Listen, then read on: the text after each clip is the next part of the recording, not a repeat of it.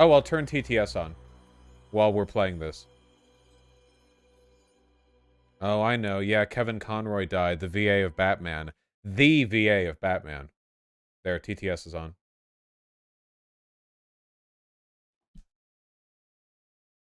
Super fucked up. When? Earlier today.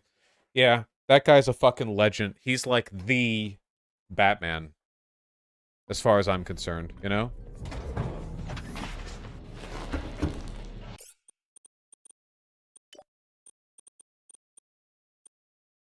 I feel like it's a bit loud. Oh, right. They put it in fucking general. The audio, for some reason. Yeah, it's really fucked up. I bet there are people out there, when they think of Batman's voice, their immediate thought is like, fucking Christian Bale or whatever. God. Alright, what was I last doing? Maybe I can look at this for hints. Vaush, it's my birthday today, so can I get a HOYAA? HOIAA? Hoya! There you go. I got you. Oh yeah, we needed to build this out some more. When DeSantis and Trump feud, we need to all go pretend to be angry MAGites to stir the pot. It's our turn. Oh yeah, absolutely. Just turn into the biggest MAGA hats in the world. 100%. Dumb gay baby, dumb gay baby, dumb gay baby, dumb gay baby. That's so fucking true. I want to put signs up. We should put signs up. I am vengeance, I am the night. I am horseman. True. He was gay IRL? Kevin Conroy was gay? Dope. Fuck yeah, I love gay people. When I'm not being extremely homophobic. I want to build a sign here. Signs. I just found out he was gay today too. God damn. But yeah, he died of cancer. Really sucks. So young too, 66 years old. Sign. Here we go. It's all the way up there, man. I guess that's fine. What? No, finish it. Finish it. Ah. What? Oh. Sign.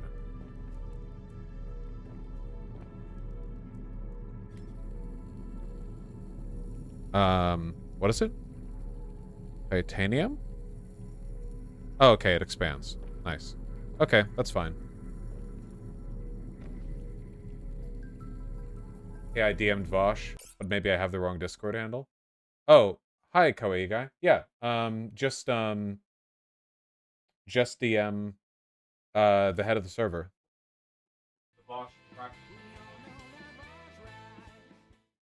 The only acceptable Batman is a gay Batman. I fully agree.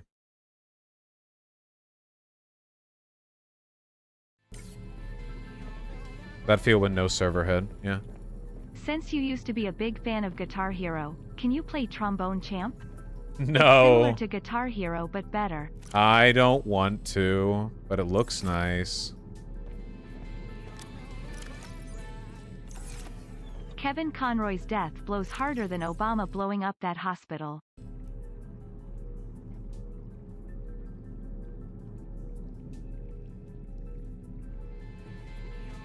That's true. Wait, drunken peasants are going to... After years of no raises, my union voted to strike this week. It scared our company into making a contract offer that's pretty damn good. We vote on it next week. Do not, Era 404. Hell yeah. Yeah, you don't get a voice like Batman without a few cigs. That's true. Gotta work that throat. I guess we're not gonna have TTS on for very long, then. Where's this other person? Why is it always the Nazis? Mussolini research stream when? He was the OG fascist after all. That's true. Huh? Hold on. Oh, yeah. There. Without Batman, crime has no punchline, Sag. I need to go back and rewatch some of the old, like, DC animated universe stuff. That shit was so fucking good. Here. Oh, you're Kawaii guy. Okay, you have a different name. All right, let's do the call. Turning off TTS. 1 sec.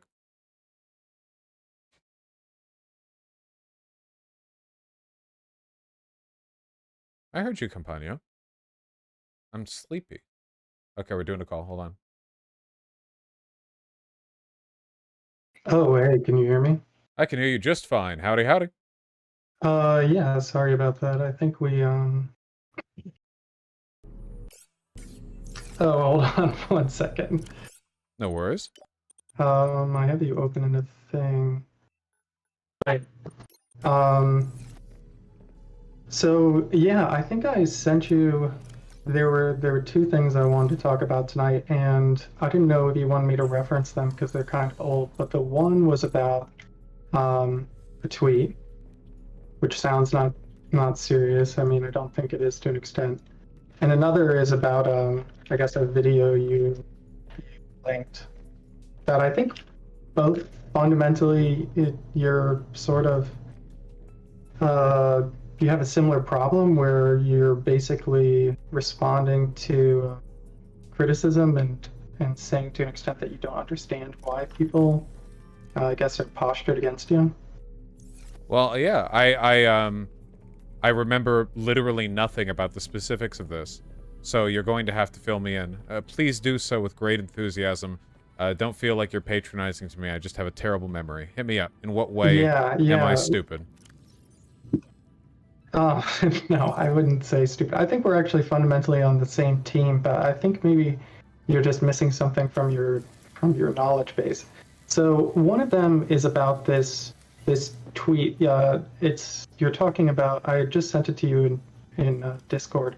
You're talking about the decline in sex among men and how it's a serious sociological problem, and you got a lot of criticism for this, and I don't think you quite understood why people were criticizing you.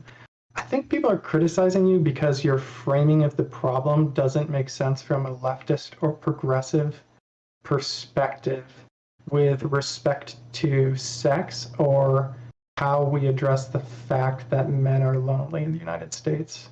So, in what way do you believe it's not being addressed properly? well, so I'm a person who does believe that there are leftist perspectives on loneliness among men in the United States, and I would say, you know, two of the top issues facing men are probably, or I guess we could do three. One of them could be basically the culture that we indoctrinate men into. The second one would probably be the prison industrial complex. And the third one is just capitalism itself and the way it atomizes our life. So I think one way you could approach this problem is you could say, you know, we don't have very much public transit in the United States, and transportation has been highly financialized and individualized. And because of that, you just see less people on your day.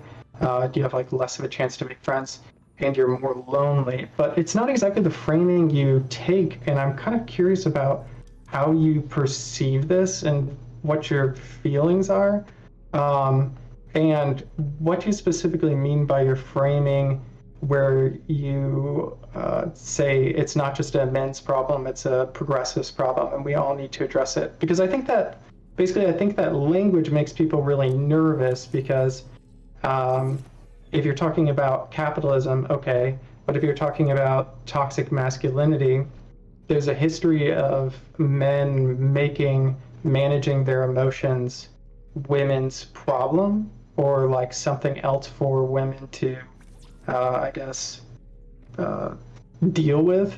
And I would say it's probably not progressive to make toxic masculinity women's problem. I think it's more progressive for men just to handle it themselves, if that makes sense. Well, I think your framing is part of the issue, because it's not a men's or a woman's problem, right? It's a social problem. Framing it as a men's problem in this way kind of makes it seem as though, like, the social standards that lead to men experiencing problems associated with toxic masculinity are this, like, personal thing that you overcome. which I think is like a very liberal way of thinking about these things, right? I think it's better to think of it I as don't think it's personal. I think maybe if I said that, I'm sorry, I misstated my viewpoint. But I would just say, like toxic masculinity, if we're going to talk specifically about that, it's a male basically socialization problem and a mindset and culture problem. And I do believe 100% that that is a problem that men should deal with. Just like racism isn't a problem for, you know, black people to solve or Latino people to solve or whatever. I don't think toxic masculinity is a problem that women should have to feel involved in, or there should be pressure on them to solve it. But it's a problem that all of us have to solve. None of us get to escape the consequences of social standards regarding gender. All of us have the ability to contribute positively. So, like, for example, there are women who make this a lot worse when they do stuff like expect men to pay for their dates, or they'll make fun of guys for being weak or short, you know? Those are standards by which women worsen these issues. I don't think it makes that much sense to go about it with like well, it's men's responsibility or women's responsibility to solve these issues, because at the end of the day, these are standards all of us believe in and all of us adhere to. So all of us should work to address them, right? For instance, like, you could never get rid of toxic masculinity if guys were just sitting and working on the problem, but all women were into, like, super misogynistic giga-chads who treated them like shit, you know? Because that would socially disincentivize any kind of real work of the behavior. It needs to be, like, a, you know, kind of like a communal effort to address these issues.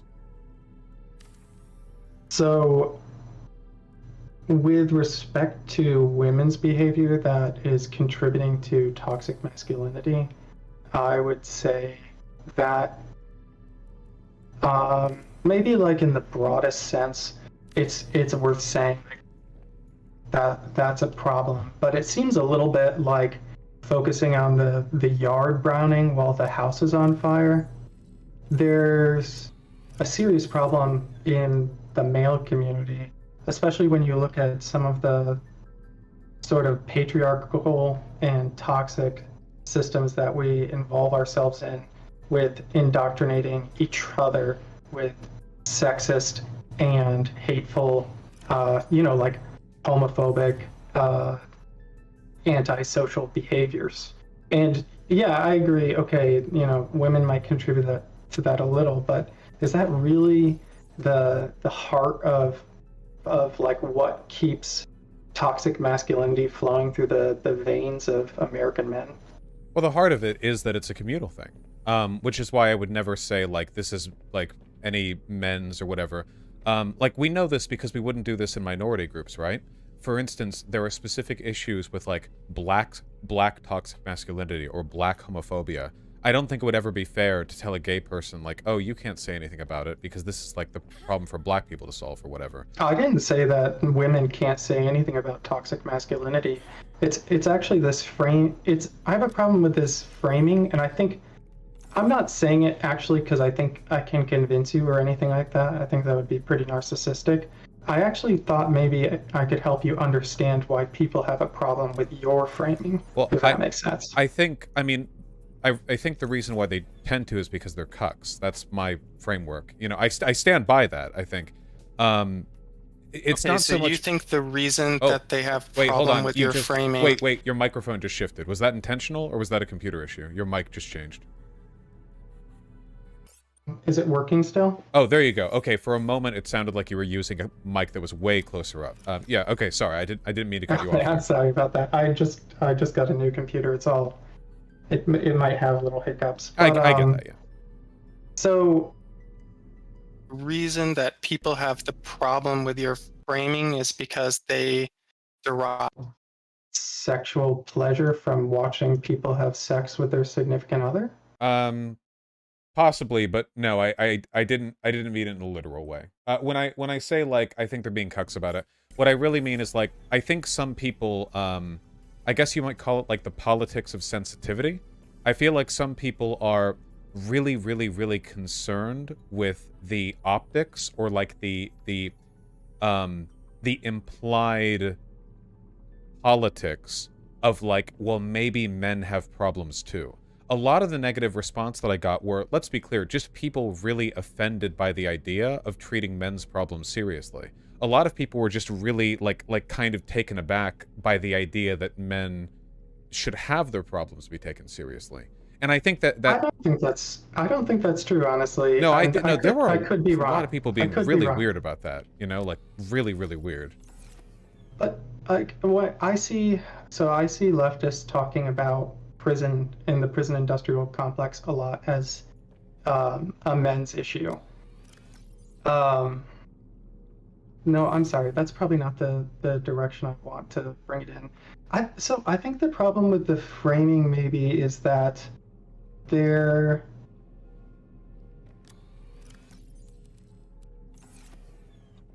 So, do you accept the idea that people can use coded language to communicate something more than they mean to, even if they're not aware that they're using coded language? Like, if I'm in a social group and somebody's talking about their boyfriend or something, and they say, "Oh, you know, I just hate men," that has a very different meaning than if you switch the genders around and a man says, "I hate women." No, I disagree. I think it'd be just the same. If a guy was in a support group and he'd been fucked over by a shitty girlfriend, and he was like, No, I'm not talking about that. I'm saying like you're in your group of friends, a girl's talking about a breakup or whatever, and another woman says like, "Man, men just suck. I hate men."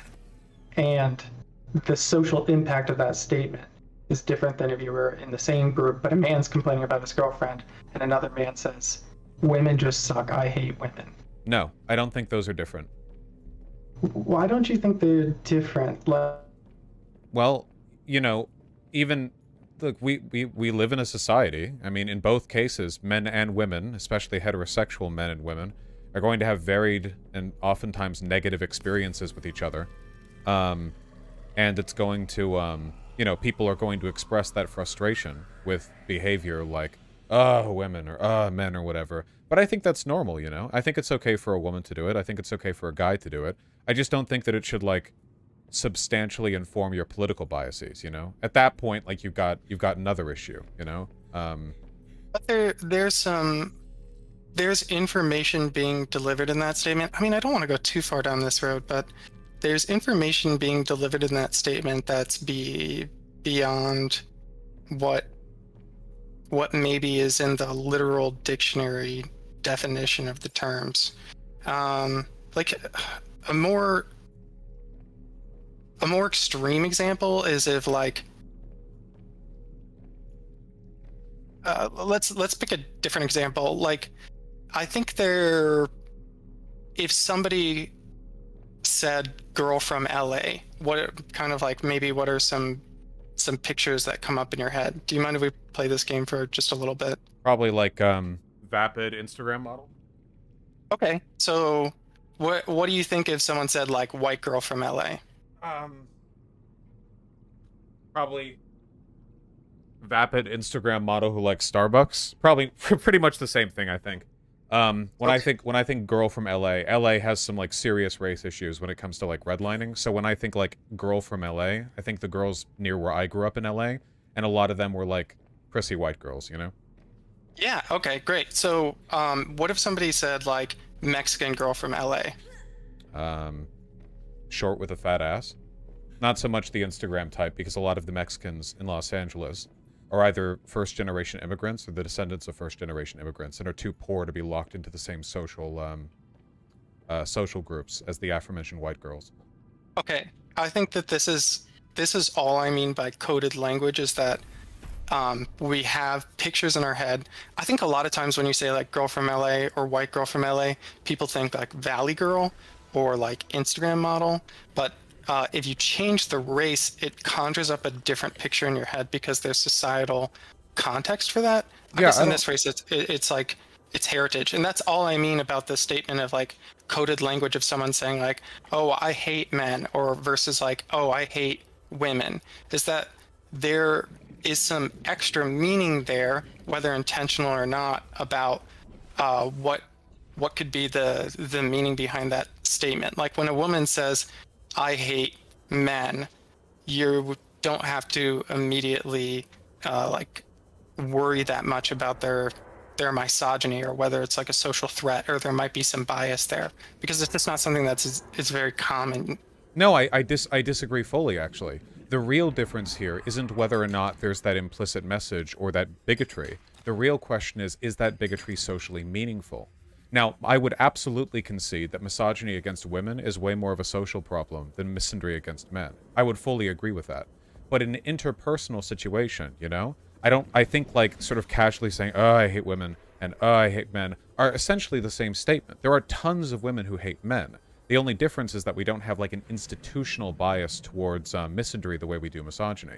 But I don't think that means that the underlying statements have changed with regards to their like, meaning, you know? Then, now we're just talking consequentially, like, where the harm lies.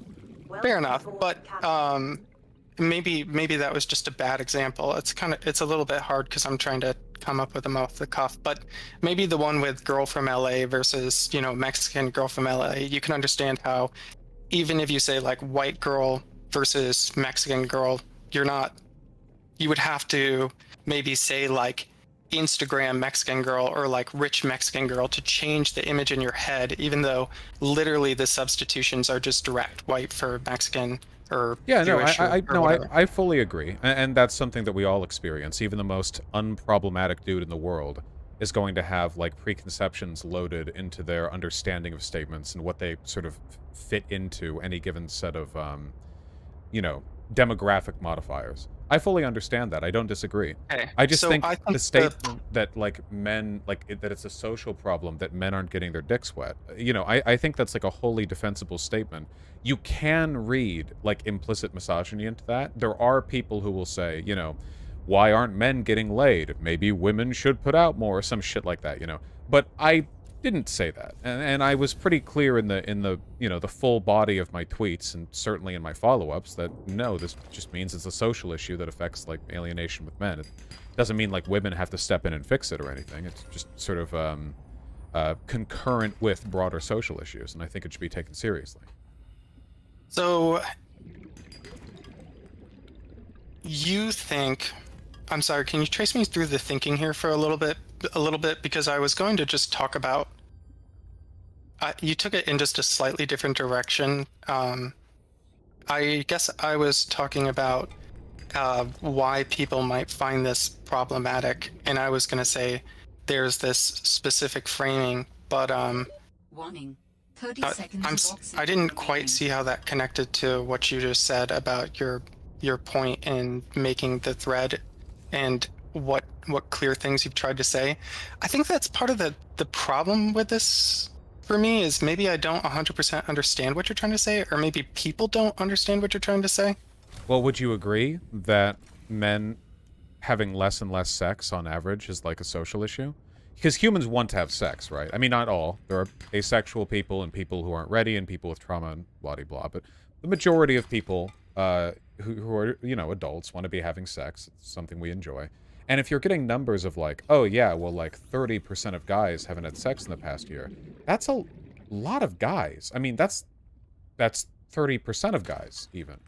And I think that's representative. This data, I will say this data is not current. These trends have reversed actually, and women have gone up and men have gone down. But yeah, which I fully agree is a social problem. I only saw that data later, but I don't think it matters with respect to the issue we're talking about. Because I'm not like dying on an ideological hill. If men and women are equally alienated in a sexual respect, then I would say the exact same argument, just in a gender-neutral way. But if the data said only men or only women were having trouble getting laid, I would make the argument that that was a social problem. So, you're saying no matter where the this data is. I'm sorry to interrupt. I'm not trying to cut you off. I'm just trying to understand the. So you think the problem? You mean to say that the problem specifically is that men aren't having sex, and that's the sociological problem we should be taking more seriously? Well, the more recent data seems to indicate an equal level of chastity between men and women, at which point it's not a men issue, it's just a broader social issue that's gender neutral. But in conform with the original data that I saw, which is that men were having a harder time, I would say that's a men's issue, and a social issue broadly, yeah. I think that let's just go into into a world where it is a social issue, and I like not gonna argue on that point right this second, but so if that is the specific part of the or is that if that is like part of your specific the specific point you want to get across, I just think that I would just say I think maybe what you're missing. I understand the argument that people are sometimes too sensitive, and it can ruin communication. I think it's a little bit tenuous of a position to take because I mean, sensitivity is a relative thing, and a lot of people are like, "Why can't I just call you the N-word? You're being too sensitive." But I think that framing makes people nervous because it's the exact same framing you could find on like Tucker Carlson, for example. Well, this is the issue that this is one of the problems that I have with the left. That would mean that Tucker Carlson is correct and the left is failing to address it. So this is an issue that I've noticed. One of the reasons why incel and red pill communities have exploded in prominence is because a lot of mainstream feminists have done a really poor job of constructing narratives of gender that address some of the issues that men have. Because men are the hegemonic gender, because they're the more powerful gender, you know, by far, in so many respects. Their problems aren't taken as a matter of priority. And perhaps they shouldn't be. Women do face broader issues in many ways. But it's still important to recognize some sorts of things. Men are provably lonelier than women. Not just in a sexual way, just in a variety of ways. And that is a real issue. And a lot of guys get really lonely. Are provably lone. That's like a huge... I mean, I think that would be difficult to prove via dissertation, like, let alone... I mean, that's a huge statement. Men are lonelier than women. I don't necessarily even think it's wrong, but... Well, there you go. Men have a harder time making friends because toxic masculinity makes it really difficult for men to be open. It's easier to make friends with women. Everyone knows that. Women are taught to be more sociable. They're literally trained on being more, like, friendly. Whereas men are often encouraged to be emotionally non-communicative, being distant, being, you know, isolatory, being, you know, all that stuff. Like, those are considered manly characteristics, you know, that John Wayne, like, noble stranger bullshit. Yeah, but there's a lot of bullshit. I mean, I think you're sort of getting into, like, some weird territory that I think would make a lot of leftists nervous. Just because you're getting into some weird, like, gender essentialism a little bit. But men do have those issues. That's just a feminist critique. There's a feminist critique over male culture, but I don't know if it's essential to men. I am not the person to speak for feminists in any way. Would you agree men are more violent than women? Because we do certainly have data on that. Mind you, I'm not saying inherently more violent. I'm just saying that in our society today, do men do more violence? I mean, I think... I mean, we do how see... are you qualifying this, I guess? I mean, by any metric we chose, it would lean in favor of men, right? Obviously, if we go by stuff like imprisonment or anything like FBI data or whatever, like, it goes to men. If we go for studies on, like, psychiatric analyses of violent impulses or biometric studies on the effects testosterone has on violent impulses, you could go a lot of different directions, but men lean in this direction. And I think it's okay to acknowledge that. If we want to solve problems, we have to notice their existence first, right? I don't know about... I think it's biologically essential. I think that would be... maybe, but I think it's mostly again, social. I think it's mostly social. Yeah, I would agree that I think part of toxic masculinity is teaching men to respond to emotional or social threats with violence. I think that for sure is proven. Yeah, so you'd agree with me with regards to men being more violent in a social sense. Well, men are lonelier in a social sense as well. by this we can go by average number of friends, men and women being polled on like the number of close friends they have. There are a bunch of ways to study this, the same way that you would study any other sociological or psychiatric set of conditions. I think something about this discourse that is missing from your perspective is that I don't think like people who are sociological researchers would necessarily say this. I think in certain ways you can get, like, I saw you linked to, for example, the what is it called? The State of the American Friendship. It's like a survey that's put out by the American Survey Center, and there were some things about close number of friends between men and women. But if you actually go and read the survey and the researchers' opinions, they don't actually think that men are more lonely than women. First of all, the survey was only taken on 2,000 people, and it's extrapolated to beyond 350 million. So, you know, that's less than 1 in every 100 million people. So there's a lot of noise in the actual survey itself. But even beyond that, the way that men and women respond to surveys is actually different. Okay, let me try this a different way, okay? Okay, sure. I am concerned by your behavior because it seems to me like you're very okay, I want to be clear. When I say cuck behavior, I'm very much doing the toxic masculinity stuff myself, but follow through with me here for purely comedic purposes. This is a bit cucky. Okay, sure. Because it's a cucky. Because okay. What I'm concerned with here is you seem very trepidatious about the sociological ascription of average behaviors to men or women when that is like the core of sociological feminism. After all, criticisms of patriarchy and toxic masculinity are rooted in an understanding that men and women's behaviors and experiences differ. On average, not inherently or to everyone, but broadly speaking.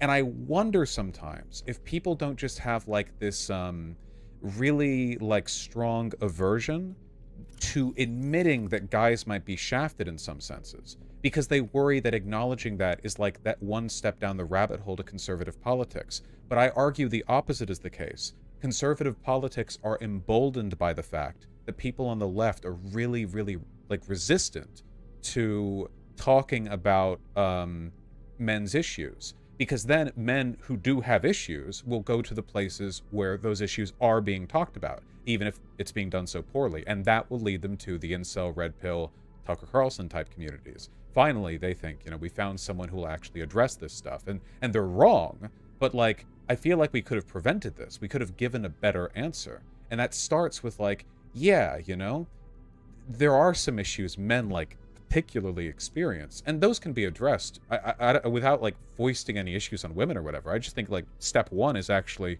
you know, pointing to them. Well, but I think your thinking works in sort of a vacuum, but I understand. I'm a professional pharmacologist. That's my job. And I think scientists can be a little bit obsequious because they're not sure if they want to make a claim or not. So I understand the criticism, point taken. But the incel communities are fundamentally just like the tiniest bit of history. Like incel as a concept and as a word was invented by a female graduate student. She started forums and spaces for people to communicate about the fact that they were involuntarily celibate. I'm not sure if you're aware of that history. No, I'm familiar. Oh, okay, great. So the problem is that there are a lot of men out there who feel entitled to sex, and they hate women, and they especially hate women who won't have sex with them. Mm-hmm. And that is the bulk of what incel communities are. And those types of people are not really going to be won over by arguments against toxic masculinity. Oh, I strongly disagree, but it's because of the way you phrased it. You're not arguing against toxic masculinity when you talk to these people. You're arguing in favor of ways for them to solve their problems. You never use the term toxic masculinity because that's just a bad term to use when you're directly addressing people's issues. But you can listen to their problems. a lot of young guys just kind of feel like they're never going to be liked at all by women, you know? Like, here's something that a lot of feminists are kind of uncomfortable with that's true. Women being sexualized plays to their favor in one specific way, at least one. And that's that women generally feel desired. Even if it's in a bad way or by bad people, that sense of desire is something they carry with them. ContraPoints talks about this in her video on men, where she says that, being a trans woman who's been on Tinder as both a man and a woman, while she does get a lot of really shitty messages as a woman that she didn't as a guy she got, like, nothing. And she admits that she would rather get, you know, mixed attention as a woman than none as a man. And this, I don't think anything that I've said invalidates feminist critique or says that women have it easy or anything like that. But we should acknowledge, you know, the opposite side of that issue. Like, you know, a lot of guys in their dating lives, they just feel like invisible, like completely unseen by the people around them. And those experiences, I mean, it's not at all surprising it would lead men to become embittered or negative or, you know, so on. And we should do what we can to improve those experiences. I sort of understand what you're saying. I think there are probably some areas that we disagree on, but I'm trying to stay focused because I just don't want to, you know, waste a bunch of time talking. I don't think you're at risk of doing that. Let me think for just one moment.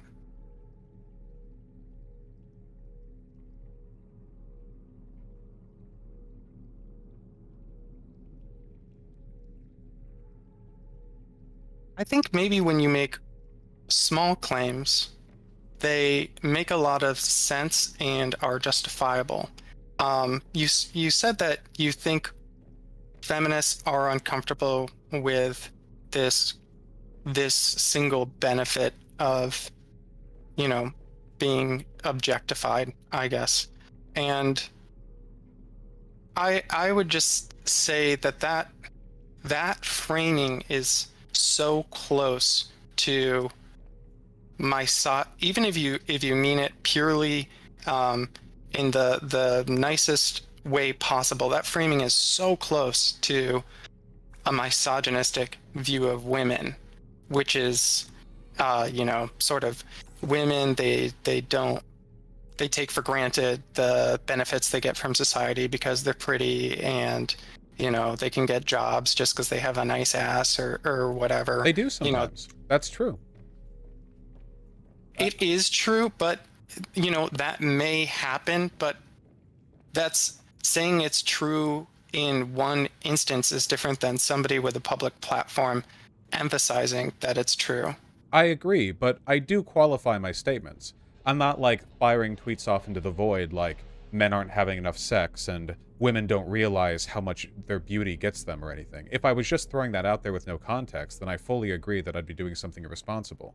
But I think that I generally make a pretty good effort to, you know, qualify all this. The issue that I have is that it seems like a lot of people are resistant to hearing it even with qualification. How, you know, even if like you get the full analysis with like, okay, yeah, well, this isn't like women's fault or anything, it's just this, that, the other, people still get really upset.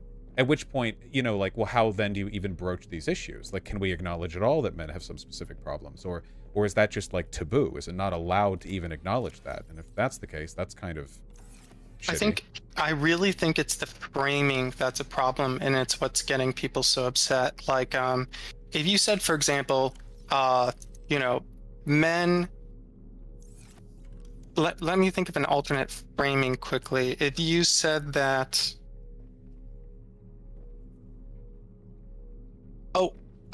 here's something that we've talked about in my friend group a lot, because I live in Ohio. I've always lived in the Midwest. It's that a lot of men are raised with the attitude that they need to provide for a family. So in our current capitalist system, a lot of people are kept really far down because the more precariousness in the society, the more coerced people will be to work for wealthy capitalists. And that makes men feel like they're not good enough for sex. So then they're not having as much sex. So that's like, and that's just a small slice of the pie. It's not the whole picture. But that specific framing, I think, makes clear to people that you're talking about it from a progressive critique of conservatism this idea that men have to be the provider, and capitalism, the way people are kept in precarious economic conditions. Oh, I get that, but did I not? I mean, in those tweets, I say it's a social issue that ties back to men's alienation and loneliness, and it can be addressed by stuff like better city design to facilitate interpersonal communication better. And I talk about toxic masculinity. I address it directly in the main body of tweets. Surely no reactionary account of these issues would ever blame toxic masculinity for problems like these. They couldn't, you know? That's not a reactionary framing of the issue. Sure, I totally understand that, but I don't think you've made it clear. And I tried to go back and listen through some of your videos and things, and I'm sorry I don't have like that deep of an understanding of you as a public figure, but it's definitely trying to understand your perspective. It was not clear to me whether you were a right winger or a left winger, at least on this issue. I don't know how. I mean, I blame toxic masculinity right there from the start. I have no idea how there could be any ambiguity to that. At no point did I say there or are even people imply... there are people who are like the liberal right. Like some of this data you cited is indirectly used by the American, what is it called? American Families Institute, and they talk about the exact same data in the context of not having as much faith and not having as much marriage. Yeah, but doesn't this kind of serve my point exactly? The oversensitivity to the issue to the point where even bringing it up makes it seem as though one is conservative.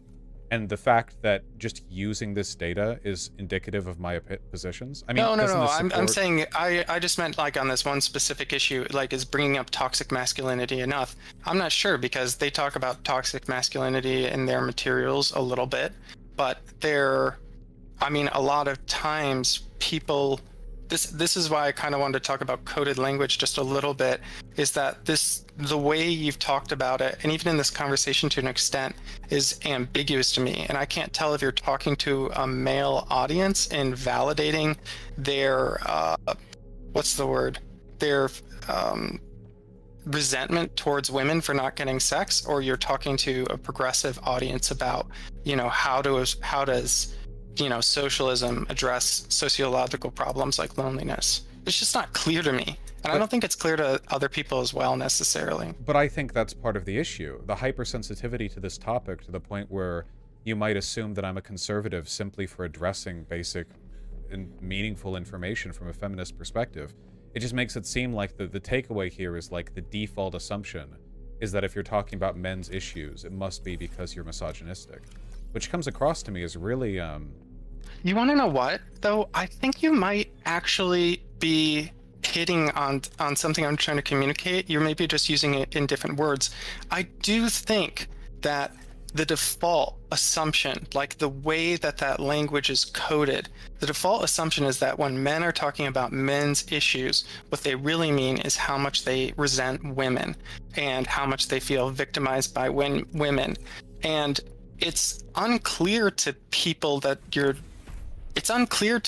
unless you specify in a very specific way what you mean, especially when you tie sex into it. It gets a little bit more confusing, because I watch a ton of Tucker Carlson. Tucker Carlson talks about this all the time.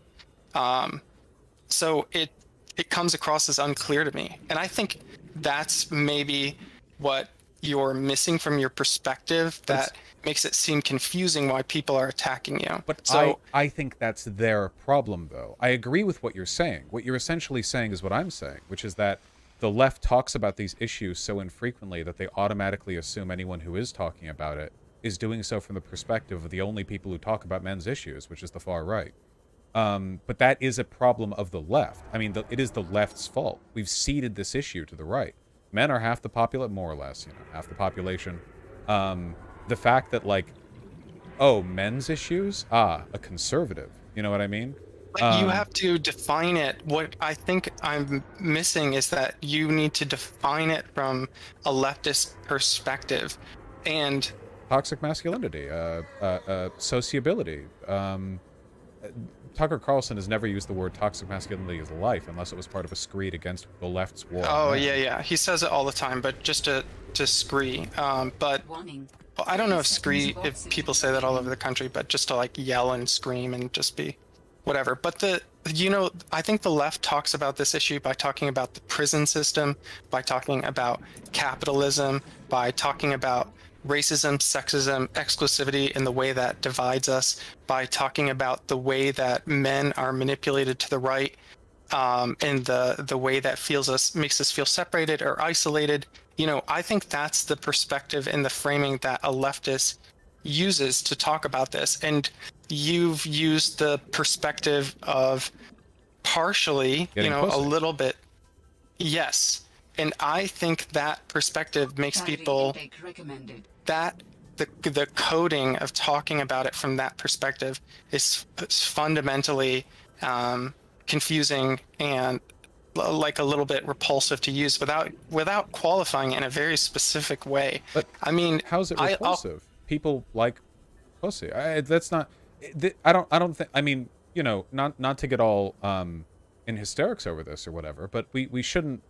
It would be inhuman of us to try to address a problem like this in some kind of like sterilized, like it would be taboo to acknowledge that men want sex. I disagree with this. I mean, they do, of course, and women want sex. Everyone, most everyone wants sex. that's not like the main thing that's going on. I mean, the main thing is that people are isolated and feel lonely in our society for different reasons, and there are some specific reasons that men feel lonely and isolated. I think prison's like a really great example, especially because it fits into our leftist perspective. I mean, In sex may be part of that. It probably is part of it to an extent. And I think, I'm definitely a sex positive person. I think people should have sex and not feel guilty about it, and shouldn't moralize it as long as it's consenting, and it's pleasurable for both parties. Then I think it should be viewed as a positive thing. But the people on the right wing, they frame men's issues so often around sex because it's how they view women's role in society, to serve as, a vessel for children, to serve as a vessel for male pleasure, male gaze, male objectification, and to basically serve as a, like a house slave. But that's what I'm telling you. Like, we've ceded the discussion to the right wing. What you're saying agrees with my perspective here.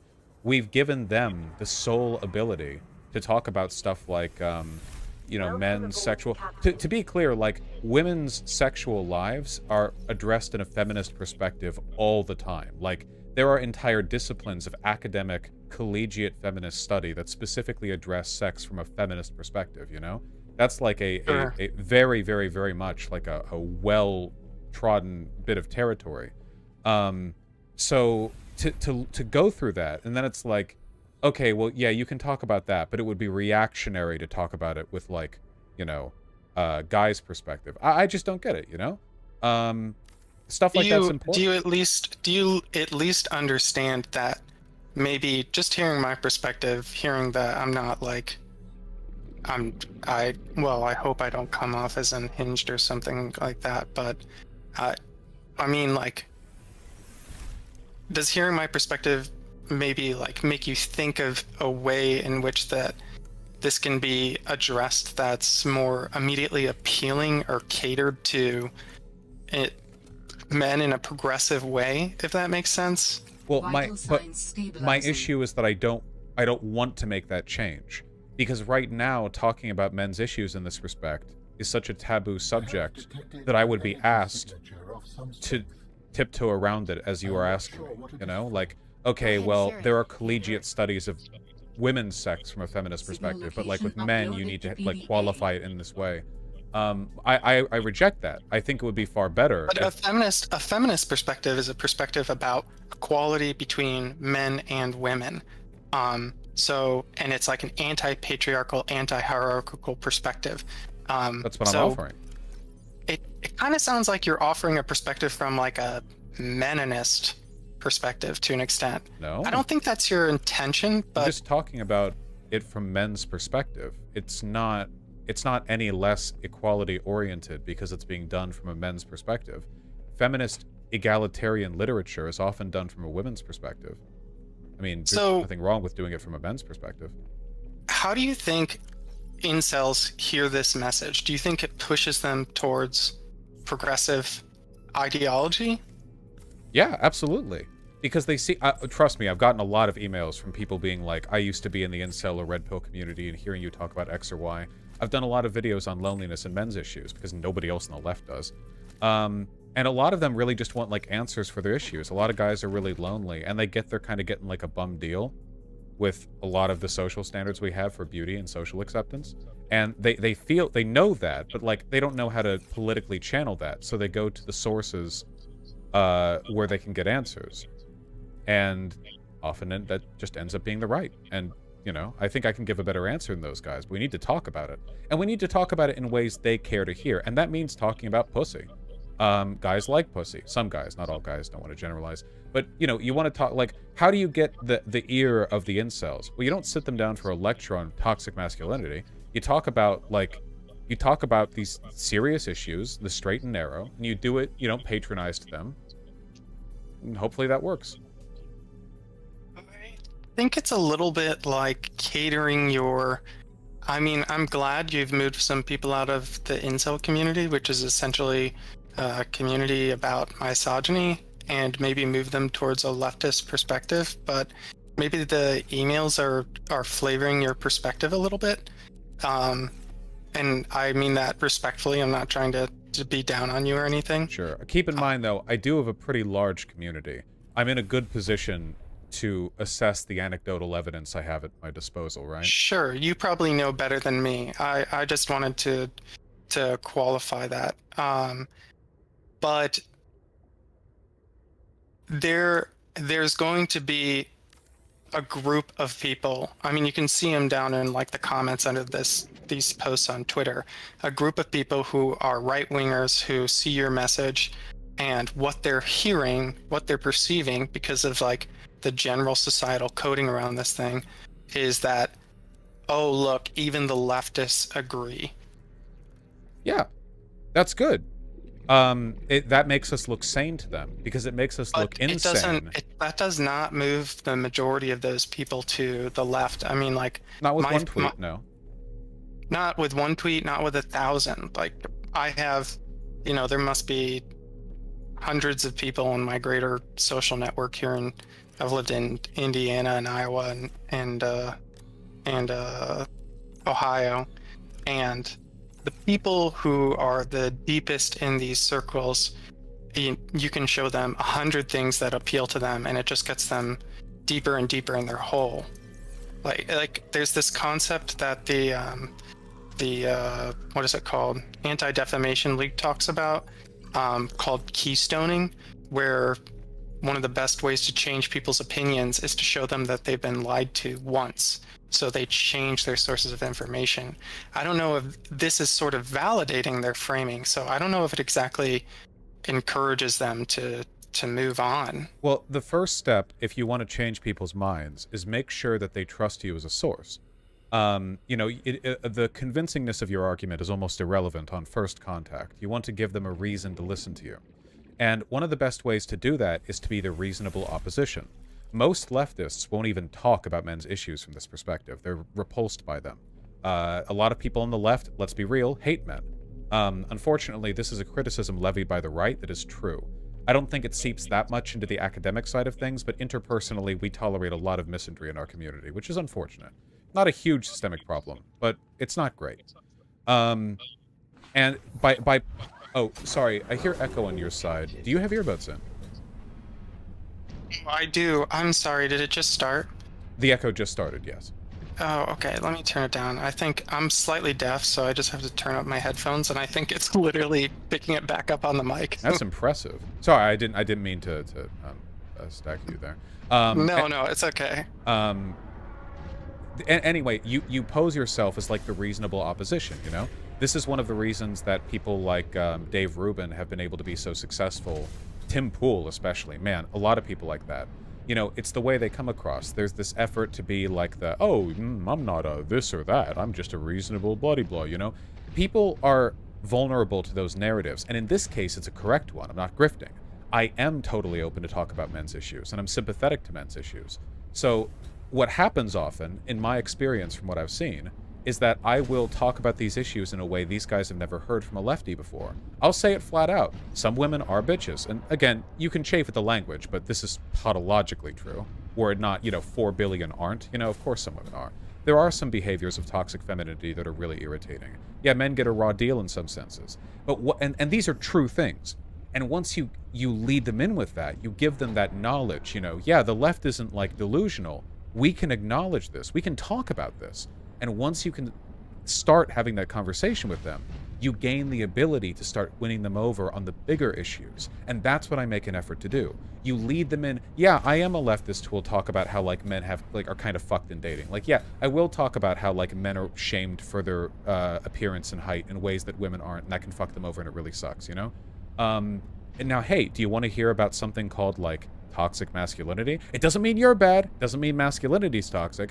It just means that there are like expectations that we have that are really fucked. Like expecting men to always pay for the date, huh? Am I right, fellas? Nobody likes doing that. Hey, and you win them in with this. And I think this is like a really, because it's not dishonest. I'm not like lying to anyone. I'm just trying to show them that I'm not dogmatically opposed to talking about these topics. And I think that, that wins their trust. And that's what I try to go for. So if I understand you correctly, I don't want to put words in your mouth. You're saying that you intentionally use incel framing of certain issues if they, are true in some sense, to try and draw in people from that community to move them along, whatever spectrum from right to left. If I understand you correctly, is that what you're saying? I'll talk about issues that are important to them, but I don't adopt their framing. I don't, for example, defend the concept of hypergamy or espouse any of the red pill ideology. I don't talk about how this is because women are innately capricious or untrustworthy or anything. The framing is mine, and my framing is leftist. These are just issues that they're concerned about. I want to give them a better framing on issues that they have, let's say, deficient understandings of, I certainly don't think their framing of the issue is adequate or helpful at all.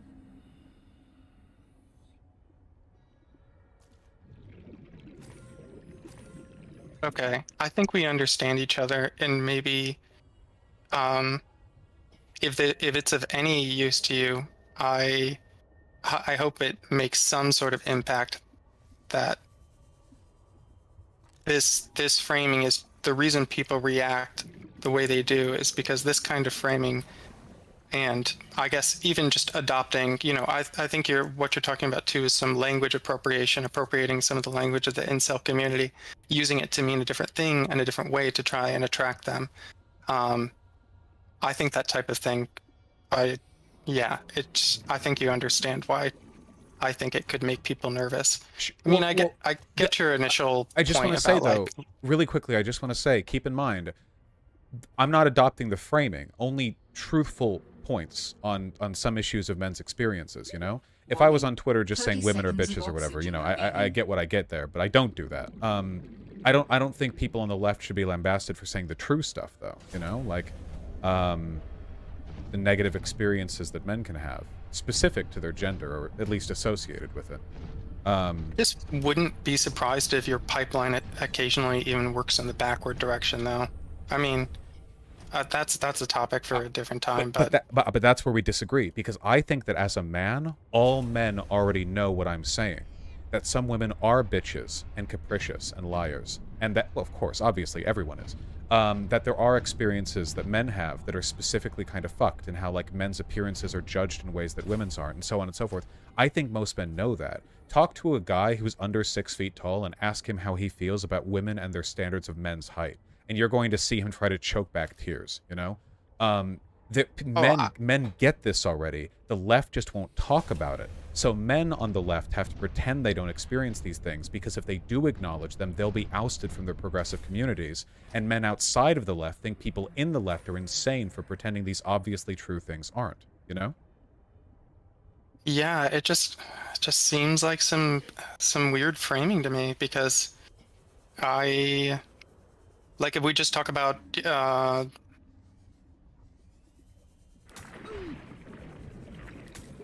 it almost seems like some I don't know how to respond to it in a way that doesn't fall into maybe some perceived sensitivity things you're talking about, but... Well, do you disagree with the empirics of what I'm saying? That these are issues and that acknowledging them is not dishonest at all? So I'm not very tall. I'm 5'8", and I think that they're definitely, you know, at one point in my life that made me feel self-conscious, like, man, you know, there's all this discourse about being taller and, you know, how it changes your life and how it's going to change your income and blah, blah, blah, blah, blah. It does. Tall people earn more on average. They're more respected. The taller presidential candidate has won, I believe, every time since television became a standard in presidential debates. There's real systemic discrimination against shorter men. It just feels weird to say, because it's like, oh, heightism with men? This isn't an issue with women, by the way. Women don't get judged for being shorter, at least not in nearly the same way, because being tall is considered masculine, so wouldn't come back and hit women the same way. But that's a real thing. There have been more black presidents in the past half century than there have short presidents. It's a real bias. It just sounds stupid to address, right? Like, oh yeah, there's black discrimination, you know, and then there's shortism or whatever. Here's another one. You know how black people, specifically black men, are likely to get longer sentences for the same crimes with the same priors than white convicts? Yeah. That difference is triple the size between men and women with the same crimes and priors. The difference in bias between black people and white people is a third the difference between men and women for the same crimes with the same priors. Which is insane! Like, whoa, misandry affects the justice system to the point that it literally triples the empirical product of racism and sentencing? I just don't think that's quite... you're doing some things that I don't think are quite, like, recommended when you're thinking about survey datas or measurements, like... Are we not just uncomfortable with addressing this at all? Because I'm using the same data standards by which we address sentencing bias between black and white people.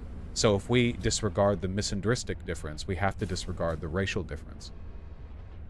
No, that's not what I'm saying at all. I'm saying, like, if you go looking at what not people on the internet but criminologists are saying about sentencing difference between, you know, like white people and black people, I think there's specifically, I should say, you know, from my point of view, I think America has a lot of racism problems, but I also think it has a lot of anti-black problems. So sometimes, you know, I'll just say, you know, black people and white people, just because I think America's, yeah. That's like a whole field of research, and, you know, they put a lot of work into measuring those statistics correctly. And there's not a lot of researchers. I hate to call you out on this, but this is the kind of stuff that I hear from white nationalists. There's a very strong academic and sociological consensus in what I've described to you, and now you're saying, like, well, was the research rigorous enough? The only reason you're saying this is because you're biased against the outcome. And you I'm you not. Can deny that, but, like, again, this isn't difficult to see. Measuring different groups of people and their sentencing and conviction durations with the same crimes and priors and everything, that's a pretty easy thing to control for. I would know. The sociology and criminology departments in my university were merged. I was president of the Sociology Criminology Club. I did studies like this and worked with people who were smarter than me who did studies like this. My baccalaureate thesis was on the criminal justice system, and I led council groups on the same. I worked with former and current prisoners. Trust me. It's a real issue. But nobody wants to talk about, you know, anti-male bias in the criminal because it sounds dumb. And I know that it sounds dumb. Because I had to have these conversations with people, and it sounds really dumb to bring it up, you know? Oh, what, men are having problems? Well, yeah, actually. So it doesn't sound dumb. To my ear, it sounds like something that's difficult to measure, and it sounds like something that you'd have to would have to tightly control for. I agree, but that's what they've done. We should have faith in the peer-reviewed studies, shouldn't we? Unless you have some specific counter-evidence to, you know... Well, I guess maybe this is just belying some ignorance in social measurements, but I don't think I've seen very many high-powered studies looking at sentencing differences between men and women. Would you like to look at some?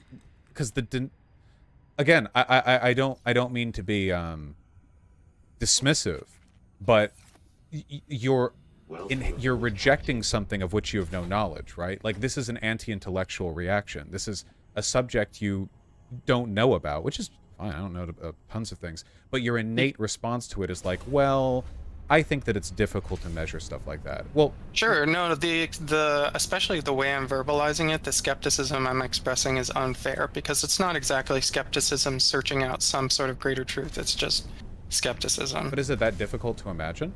One of the standards of patriarchy is the understanding that women are innately delicate and weak, and men are strong and violent. And if people believe those things, which they sure as shit do, it makes sense that men would be sentenced for longer. They're perceived as greater social threats. For thousands of years, you know, men are killed when villages are raided, and the women are captured. There's a long-standing, I would almost say, tradition of underestimating the violent potential of women. So it makes sense that when it comes to sentencing, people would be more lenient. They find women more sympathetic, you know, like dogs, which is another component of patriarchal bias against women, that we patronize them. Yeah. I think what makes me just not sure is like, I guess I would just have to see, because maybe there is like a robust history on measuring these things and looking at like a full suite of controls. Like, you know, it's when, like, for example, when these things are looked at, white versus black, they sort people by individual area code, its socioeconomic status, level of education.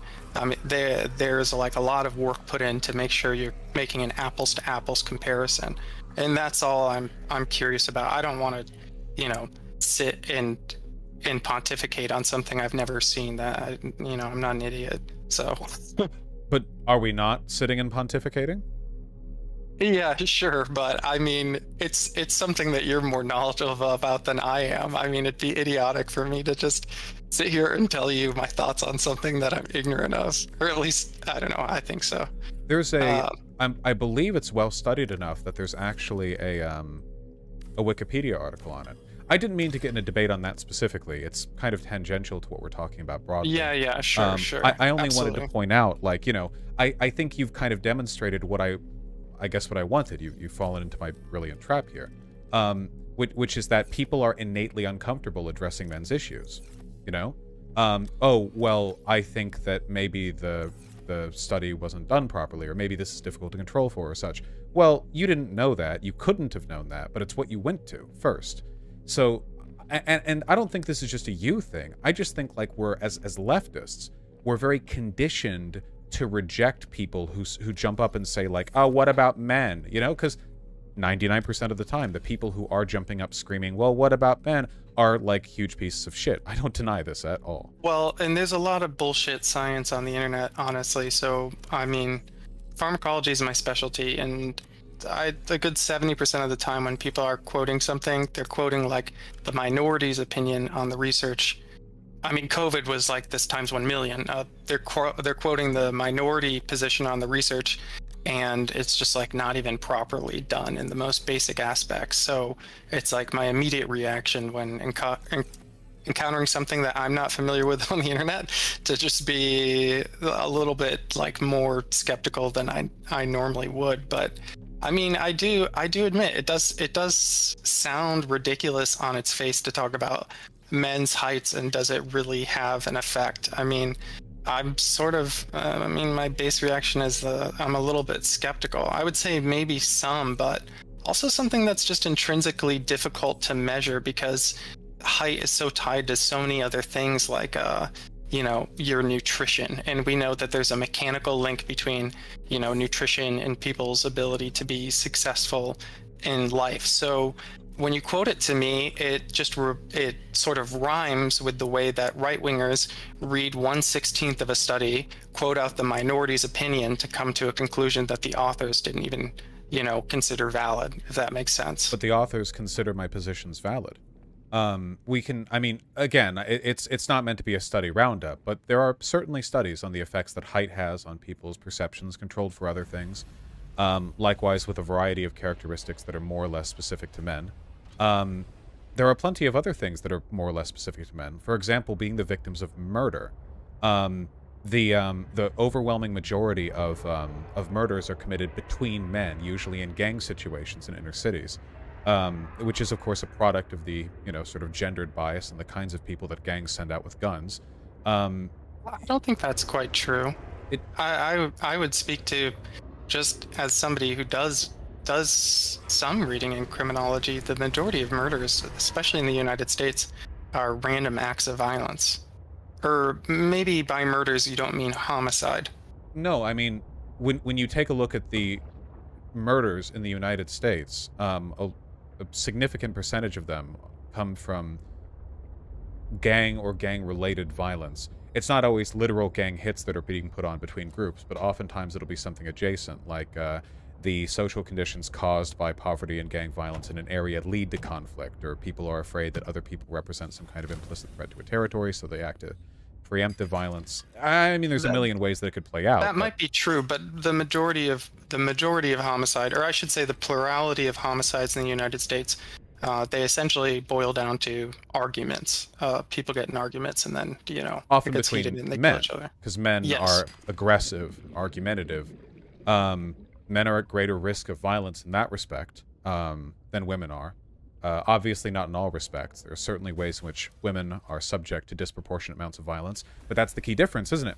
We know the big way in which women are subjected to disproportionate violence, or two ways: rape and domestic abuse. We talk about them endlessly and exhaustively. Everyone on the left has had conversations about the importance of addressing these biases. How many conversations have we had about the specific types of violence that disproportionately affect men? Because, for my money, gotta be 1/20th as often. Maybe not even that. Maybe that's even optimistic, right? These biases are not invisible to people outside the left. There are men who think we are insane for exclusively fixating on those issues. And honestly, I can't blame them for no reason other than because we could be doing so much more to pull people into our movement by just acknowledging them. You could do that from a feminist perspective effortlessly. It wouldn't detract from any of our positions, right? I don't know, because I think those men are sort of...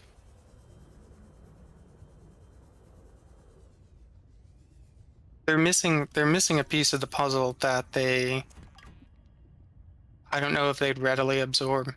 Well, we have to show them. I guess you're fully aware of the risk of validating right-wingers' opinions. It seems like you've thought about it, and I appreciate that much. But I don't think I have anything more to say that wouldn't just be circling back around and sort of, wasting some of your time, and I definitely don't want to do that. Can I ask something a little pointed, if I may? Sure, go for it. You've heard of 1350, right? Yeah. Yeah.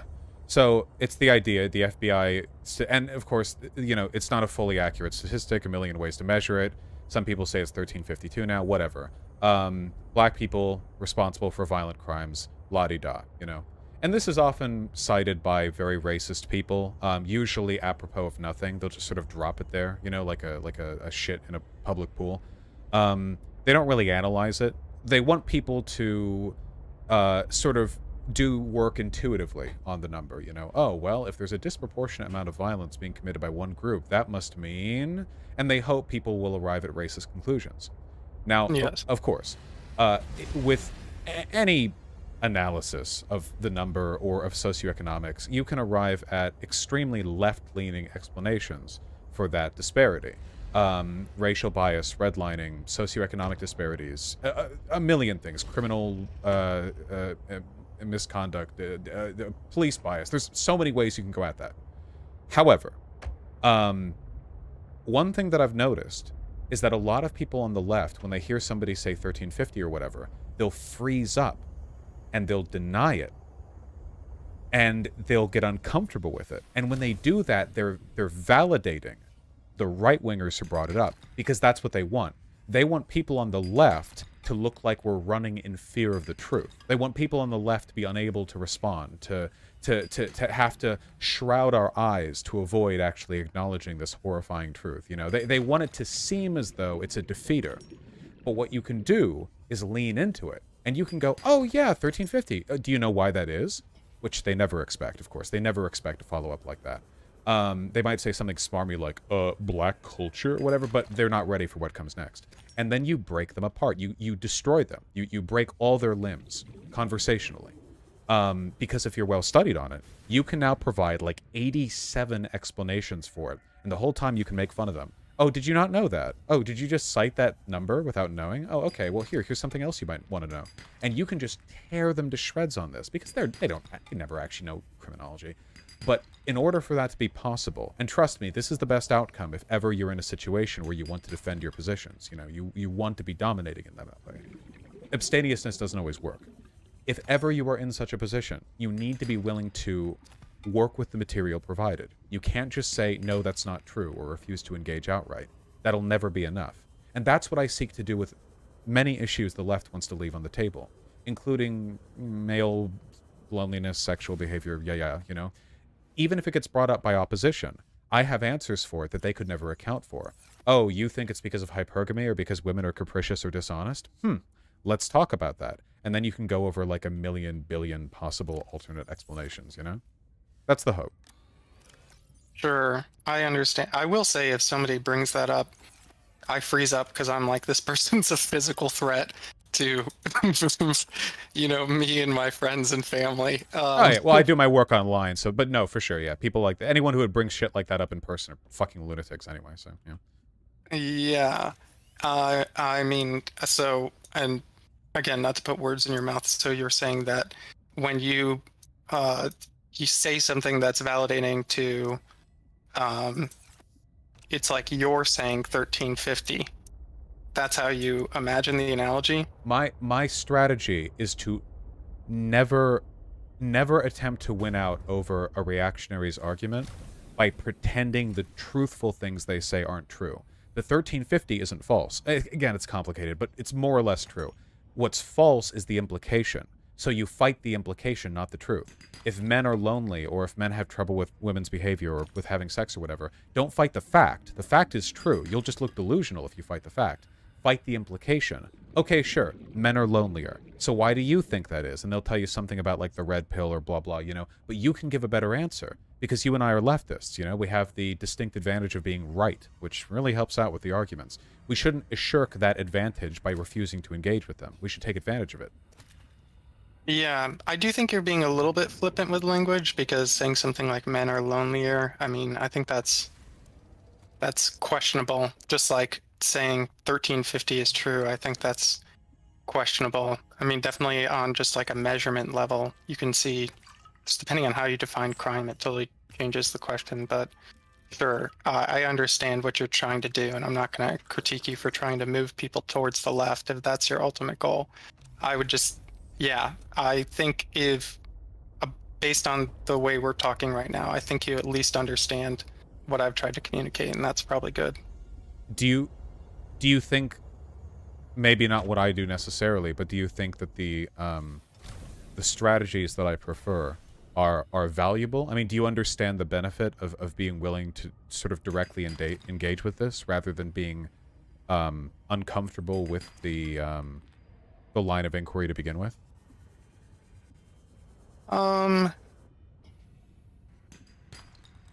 In my personal life, the way that I've moved people from the very far right to the left or at least middle, is to show them how they're being lied to. And I've never had another strategy work besides that. I've tried other things. I've tried to, like, you know, be shocking, try to be really sympathetic, try to whatever. But I don't know. I mean, I think especially online, and this is, you know, I'm just not sure. I'm not trying to claim one thing or another, but I don't know if people, I would question whether people listen past the initial validation. That would be my biggest critique, and I guess it's just a point to investigate. I think a lot of, you know, oftentimes racists who present arguments like that are doing so disingenuously, but I think a lot of men really are just kind of desperate for answers, you know? It's not like being a part of the right makes them any happier, you know? Incels aren't happy. They aren't having fun. They're not enjoying their station in life, for the most part, I think. I think they're just kind of looking for a path forward, and it's our responsibility to do so if we care about gendered issues, because in a world full of lonely men, far-right movements are always going to be prominent, unfortunately. They seem to gravitate towards those. Yeah, well, they give them easy answers, I think is a lot of it. I think I was a person who, having grown up in like southern Indiana and stuff, I think I grew up with like a pretty misogynistic point of view and frame of reference. So I get it 100% too, why they gravitate towards those answers. It's because what's the answers that are being given to them. Yeah. We have to make an effort to give them something better. Anyway, I feel like we've well explored that topic. Was there anything else you wanted to talk about? This is another thing, and I partnered them together in the email. But if you're not in the mood, I totally get it, because we've talked for a little bit and you might be getting tired. But there was a video from Democracy Now! With an interview of Noam Chomsky that I think had sort of, maybe you'd question the quality of it, and you specifically asked about in the video. It's hard to explain unless you remember making the video, but you were basically questioning why Noam Chomsky wanted to take a path of diplomacy with Russia, and I'm much more poorly versed in international events than like scientific, so I can't really speak to everything that Noam Chomsky thinks, but I think you're just missing a small part of the conversation, which is that the United States, the top brass and the upper echelons of our foreign State Department, they are definitely interested in using the conflict in Ukraine as a proxy war to weaken Russia. And Defense Secretary Lloyd Austin has said as much out loud. And I think there are a lot of people in the military-industrial complex who would be happy for that war to go on as long as possible, and that we as leftists should want to avoid that situation.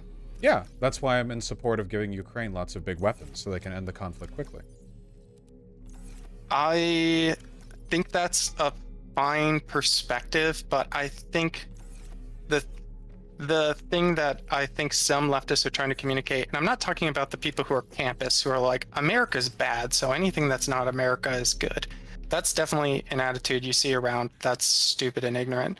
But I think we as leftists should maybe just take like a little bit more long view of what ending the conflict means, because if Ukraine wins quickly, or even within the next couple of years, that's great, because Russia is like basically a fascist authoritarian state in a lot of ways. But we maybe would want to ask ourselves, okay, like, when do we start putting pressure on our local politicians to stop providing aid to Ukraine, or make it conditional if we think that it's just turning into kind of like an endless conflict? Well, isn't us providing them aid the thing that makes it less of an endless conflict? Because I don't just want it to end, I want Ukraine to win. So the more weaponry we give to Ukraine, the faster it'll end, and the more moral the end will be, right? So I mean, that's one of the reasons why I'm relatively hawkish on this. I think it's because I am fully pro-war on Ukraine's side here. I want them to win. You know, I don't just want the conflict to end. I want them to retake that territory. With the way things are going for Russia, it's possible it's not gonna drag out for too long, which would be a dream. I know it can go a lot of ways. But that's a hope, you know. I do hope for that. I understand that hope 100%. I just think that other people's perspective is, and maybe that quote from Lloyd Austin maybe makes other people's perspective a little bit more obvious to you, is that there are definitely people, especially arms dealers and people in the State Department, who view this as a great opportunity to sell weapons and have a very extended conflict. And they want to cynically use both the Russian and Ukrainian people. Because I think the truth is the Ukrainian people and the Russian people don't want to be killing each other. This is really, you know, it's like Putin's war. A lot of the soldiers are being conscripted at this point. They don't really have a choice, and the ones that are doing it voluntarily, they're probably propagandized to the point where they don't really understand what's going on in the world. Yeah, sure. So, well, I also want Ukraine to win. You know, I don't disagree. While I do support Ukrainian military victories, and that often includes the death of Russian soldiers. That's kind of how war works, unfortunately. You know, this isn't borne out in any kind of grudge against Russia. I think it's geopolitically advantageous for the United States that Russia loses. The big thing that the State Department ghosty fucks could really do to prolong the war, I think, would be to start cutting aid to Ukraine, because that would draw out the conflict even longer. That would weaken Russia more in the long term, maybe, as opposed to like a snap, you know, the real shock doctrine, where they lose the war quickly this time. Which is how I hope, you know, but I would oppose that heavily, of course. I think it's absolutely vital that Russia loses quickly and overwhelmingly, because it increases the likelihood of Putin being ousted.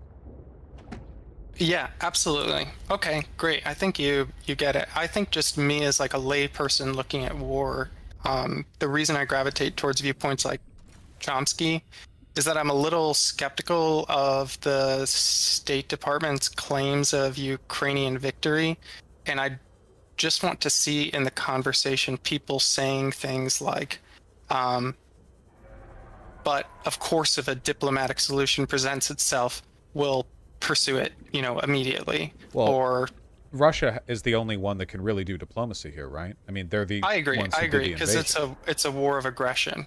But I've heard Zelensky say things that, you know, and I think he said these like in impassioned ways, like, we're not going to stop until you know, Putin is removed from power, which is, I understand why he feels that way, and there's no way I can put myself in the position of somebody who's having, you know, their loved ones literally killed on a battlefront. Not trying to project out into the situation like that at all. I'm just trying to say, like, from the perspective of an American, that makes me a little bit nervous, because I would hope that the American State Department uses leverage in that it's providing these weapons to say, look, you know, if you guys get your territory back and Putin's still in power, you know, maybe let's stop using language like that and try to bring an end to the conflict at this point. I get that. You know what I mean? I think it's acceptable for a person whose country was invaded under terms like this to be pretty gung-ho with the opposition language, right? I mean, you know, it's like Churchill's will fight them in the beaches, we'll fight them in the so on.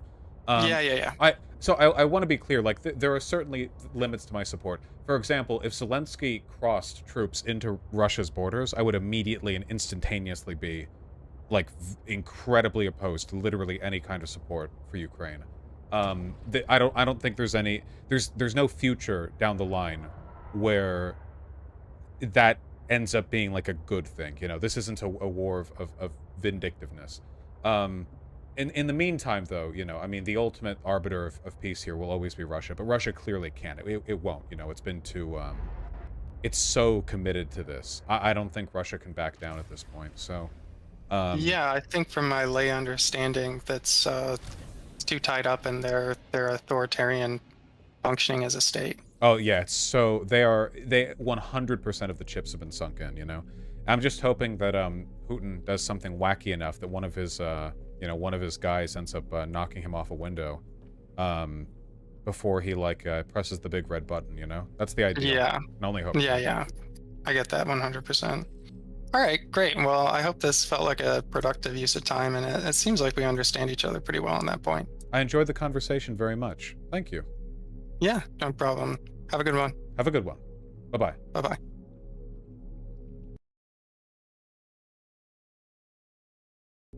You guys are so grumpy. I had a good time. My goodness. Let me read these donos, then turn TTS back on. Oh my god. Zigabiz, thank you for the tier 3 sub. Really appreciate that. Oh, Caveman Real H, thank you for the $10. I'll check the Senate results soon. Sake, thanks the 2 gifted tier 1 subs. Yeah, I showed it on stream. The fucking pharmaceutical company losing money because of the tweet. It's hilarious. Snake Eye Demon, Recon Suave, and Campagno, thank you for the $5 all. I really appreciate that. Dickie Brooks, thank you for the $5. Really appreciate that as well. And MSDXR, thank you for the 10 gifted tier 1 subs. Thank you. That's really kind of you. My head hurts after listening to that. Here's some subs to ease our collective pain. Yeah, I want to be clear, by the way. I don't be mean to that guy. We obviously have disagreements. I think that people on the left are just very, like, uncomfortable with some, like, types, some ways of addressing problems. And, you know, I think it's you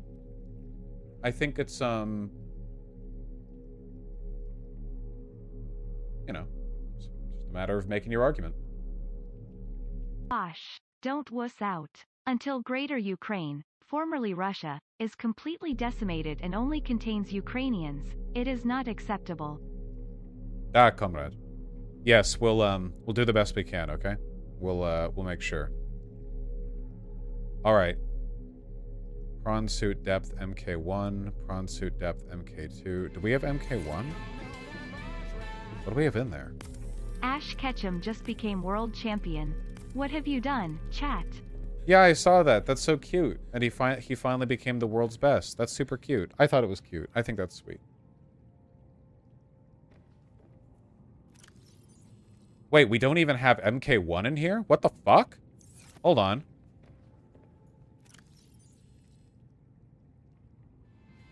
I get you, Justice. This one goes out to all those epic libertarians who spoiled the GOP vote. Hope you all keep doing that forever. True. It will totally bring back the gold standard. 3 ruby, synthetic fibers. Okay, what is synthetic fibers made out of? Spiral plant clipping. Where the fuck are the spiral plant clippings? Where? Where? No, chat, don't tell me. Fuck, I shouldn't have said that. I'm not looking at chat right now. I'm not looking at chat. I'm not asking. It wasn't a real question. Welcome aboard, Captain.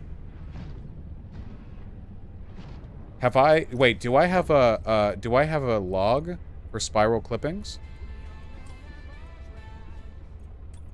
Man, I hated that last guy you treated way nicer than I would have. I would have snapped at him. Oh, now. I gotcha. No, okay, we haven't seen it. Vaush email flowchart. Please review before emailing. 1. If you disagree with Vaush, you have mental illness too. See step 1. Haha, that's true. Is he still in chat? Are you still in chat? I forget what your chat name was, the person to whom I just spoke. It's almost time to rake in the lake. Blue as now. Blue as. Blue as. I just feel bad for lonely guys, because I feel like you can't complain. Lex Fridman talked about you on his most recent interview. Wasn't Lex's most recent interview with Destiny? That seems like a would track. I actually only learned who Lex Fridman was today, because I saw somebody quote-tweeted the Destiny talk with him. Apparently he's like a really big conservative guy or something. Talked about me, I assume he called me a pedophile. That's a girl's name? Lex? Yeah, true.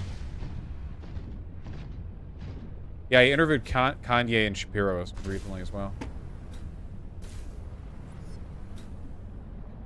We gotta get better at outreach. Never been good at that.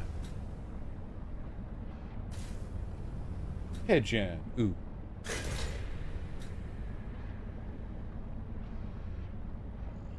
Spooky. Well, cool, Cat. What the fuck did he say? You can just say in chat. You don't have to donate. But I like the donates. Hey chat, if you're in need of a quick healthy snack, dip toenail clippings in ranch and then fry the chunk of delicious goodness. Quite crunchy. Have you talked to Sam Cedar? Actually, I have talked to... Wait, no, I haven't. I've never talked to Sam Cedar. What the fuck? Mike from PA or Nick Fuentes in a fight? I think Mike from PA would win in a fight with Nick Fuentes. I can't imagine Nick winning a fight with anyone.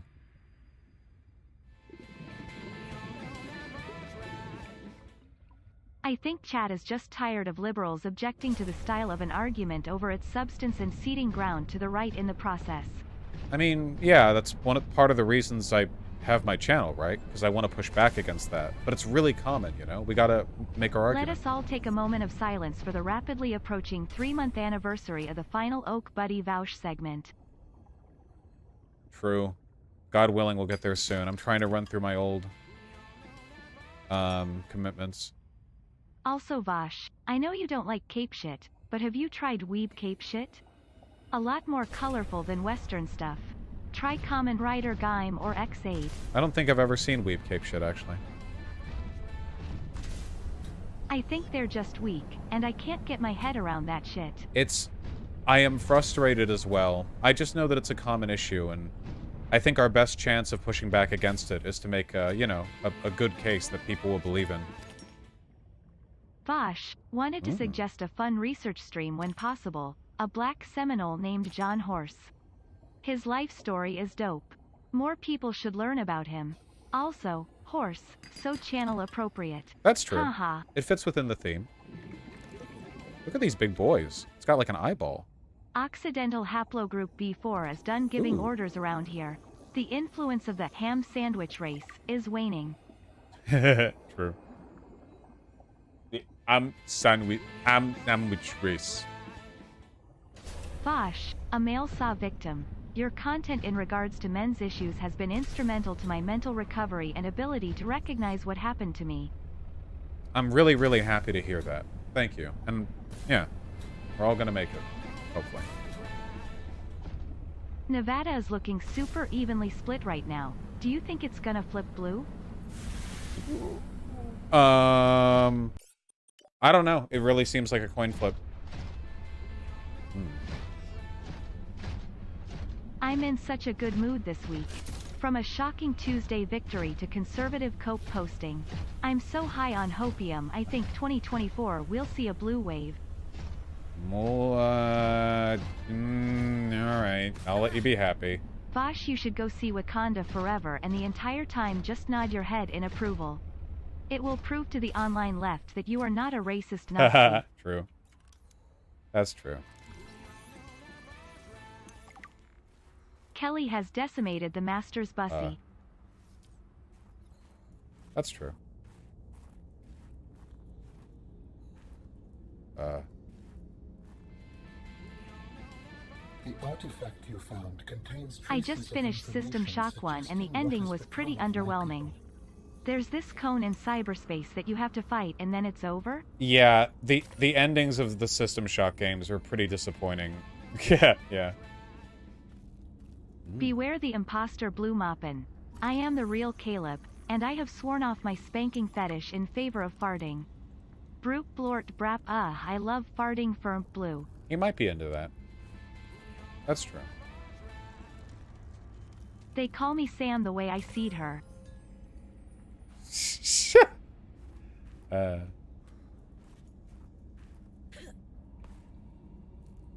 good. New to the community, can you explain why you are pro-anarchy? I want to learn how anarchy is practical. It's, in the time I have here, I can't, it's complicated. I would say more that I'm sympathetic to anarchist analysis of sociopolitics. He talked about you and Hassan for 30 minutes. It was a whole segment. Also, he isn't conservative, just a tech bro guy. What's the difference? For 30 minutes? You're gonna talk about me for 30 minutes, then have me on. Alright, whatever.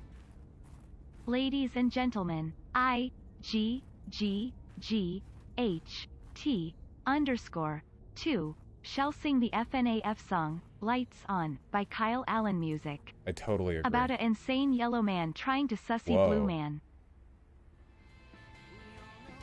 Lex didn't bring you up, Destiny did? Oh, that's more on par. Stunlock time. Catradora, Shira, is actually very harmful and dangerous.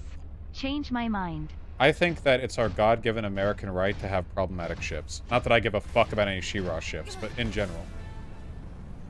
I can't fly. One of the reasons I turned to the right during the GG days was because feminists were so hostile to talking about men's issues. Yeah. Thanks for being reasonable, LMAO. It's my pleasure, and thank you. I appreciate that. Vaush, Dylan Burns and Lonerbox talked to this really interesting Ukrainian activist named Anastasia. I think she'd be good to have on stream. Yeah, Also, I've emailed her. She's emailed me. I'm gonna have her on soon. I'm just trying to... I've got to get through all my appointments now that the elections Vaush, happen. quit weed thanks to you, and 1 month later went on a few amazing dates. Chat, self-help might be kind of cringe, but self-improvement is based. That's awesome. I'm happy to hear that. Yeah, weed isn't necessarily bad. It's just, you know, it's, can hold you back a little bit. I think.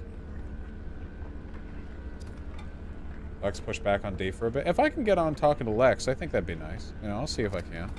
Been a while since I've done any big interviews. I want to get back on that. Just been kind of lazy lately. Not just lazy. I'm just very, I feel like I've been turned inward a lot lately, but the Moving Fortress arc is about growing outwards. So we're working on that. Hey, look, a new friend. Let's have some fun. Hey, little guy, it's nice to meet ya. Let's play games and eat some pizza. Lights in the room are on and shining. That's true. Vaush, you talk too much about trans women and trans men. When are you going to talk about trans men and do a Thomas the Tank Engine segment? Fucking true. I gotta talk more about infrastructure. That's what I'm talking about. I do need to talk more about trans men, though. Maybe I'll talk more about trans men because I matched recently with an insanely hot trans guy on Tinder. Maybe it'll just be like a proximity thing. Pig, these are FALN modulars. Liquid fit, performance crotch, urban survival shit. Made in Morova, by scientists. Pants scientists. God, I fucking love that game. Holy shit.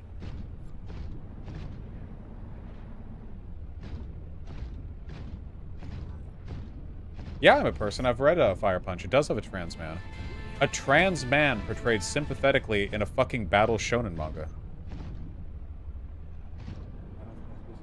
I'm afraid I don't believe I know who Adam 22 is. Chat, how off am I?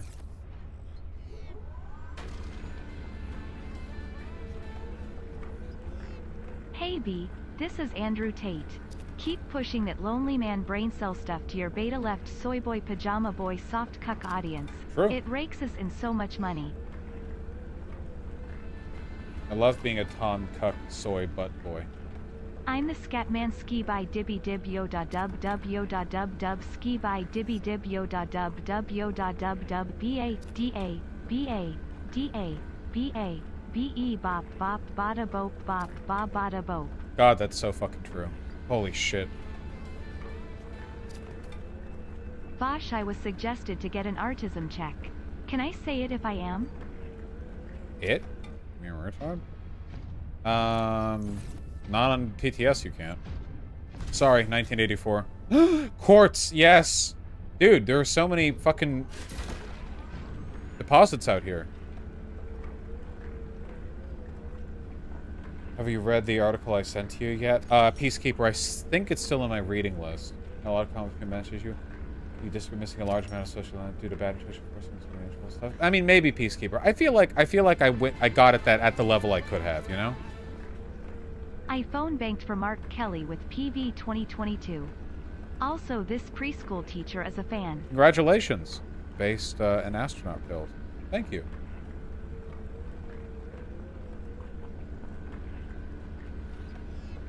Yeah, phone bankers are all giga chats. Guys, the real secret to getting pussy is phone banking. Holy shit. You'll phone bank, and then the MILF with the unloving husband will pick up the phone, and she'll be like, huh, you have such a nice voice. Maybe I'd understand all this politics stuff if you'd show me in person. And then you go to her house, and she opens with a bathrobe that falls to the ground, like that. Wheel finger paint with story timing. I love to be in my friendly mode. Fizzy fazz till her head explode. Crawl in the tubes, it's lots of fun. Sure.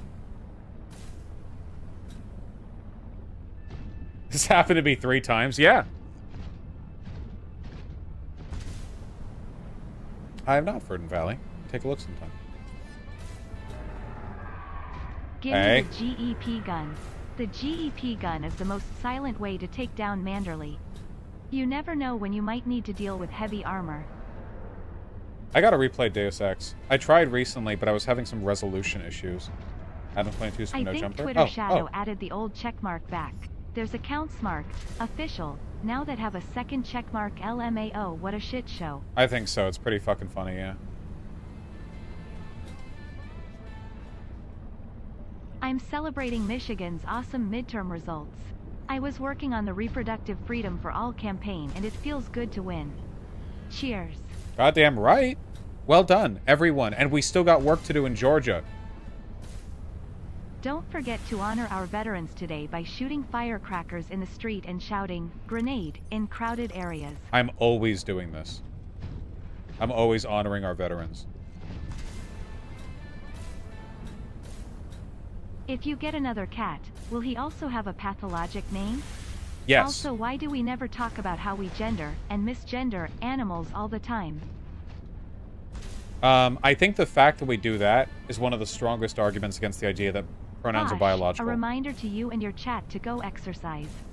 One of the best things you can do for your mental and physical health. Mm-hmm. Sadly, I'm not able to because of my chest injury that I can't get help for. If Elon Musk was the owner of a fried chicken chain that was a front for meth distribution, he would be Elon Gusk. True. I'm always saying that as well. Well done, companion. Joined SRA and food, not bombs, after getting the thrill of helping PV-22. Here's to hoping the SRA isn't like CPI. Hahaha. Hopefully not. Can't sleep, so I'll dono to you, Daddy. Thank you. I think I'm going to get rid of some of this gold. I don't actually think you need gold that much.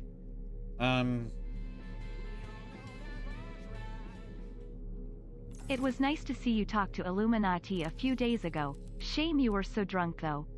You should talk more. She's based in Poggerpilled. Yes, I'd be happy to speak to her again. I was just too sloshed. And she seems pretty shy. Not if there's anything wrong with that, just, you know. To the guy who made the grenade joke. I have family who served in our military and I gotta say, it worked like a charm. Asterisk, asterisk, asterisk, asterisk them bros. Alright, that got me. That's it. Vaush's chest injury was from his recent asterisk, asterisk, asterisk, asterisk surgery. This costochondritis has lasted nearly 10 months now. It's resistant to antibiotics. As a single trans woman with a cat, I stand proud as the first line of defense against fascism. That's true. You really are the vanguard.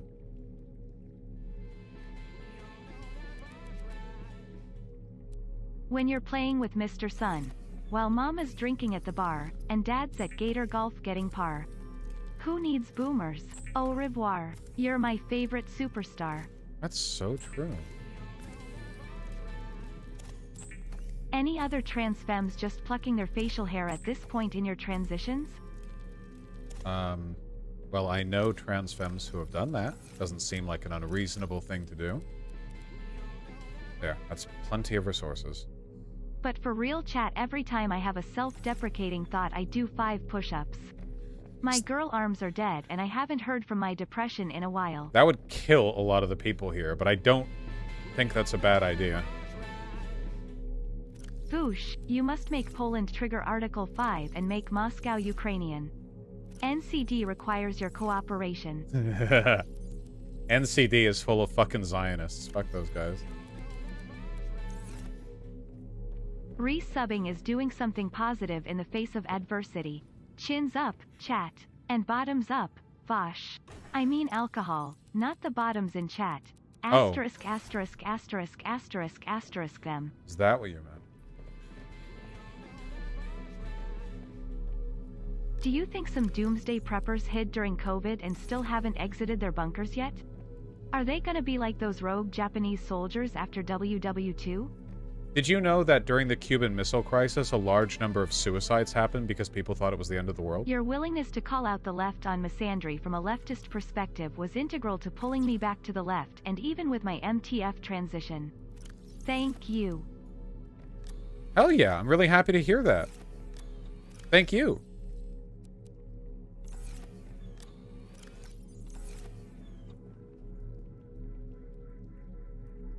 Yeah, Y2K as well.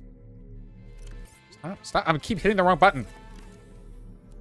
Chat, if you canvass this year you might be able to get a paid canvassing position next cycle.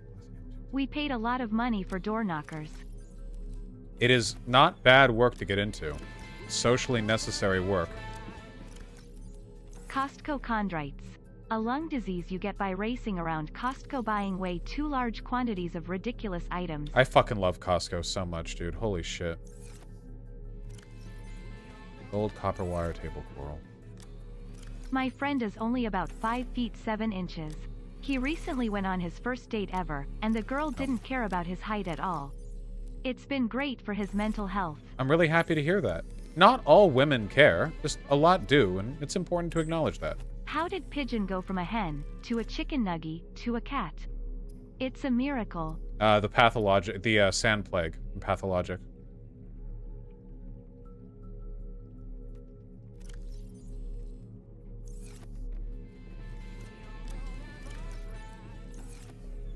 Hey Vaush, I know you are looking good indie games, so you should check out Signalis.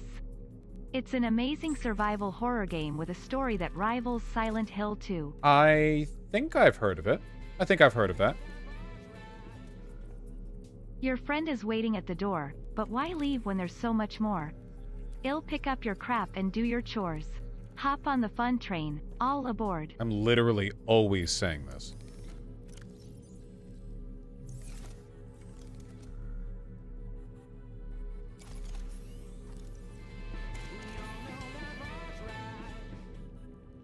Watching Charlie Kirk's hairline recede in real time is all the motivation I need to keep doing work for PV22.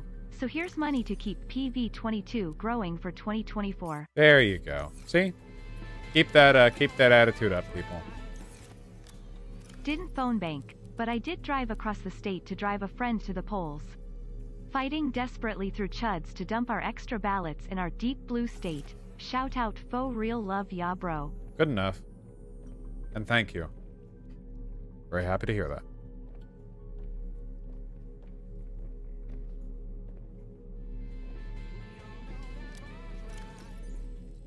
I'm literally always saying that.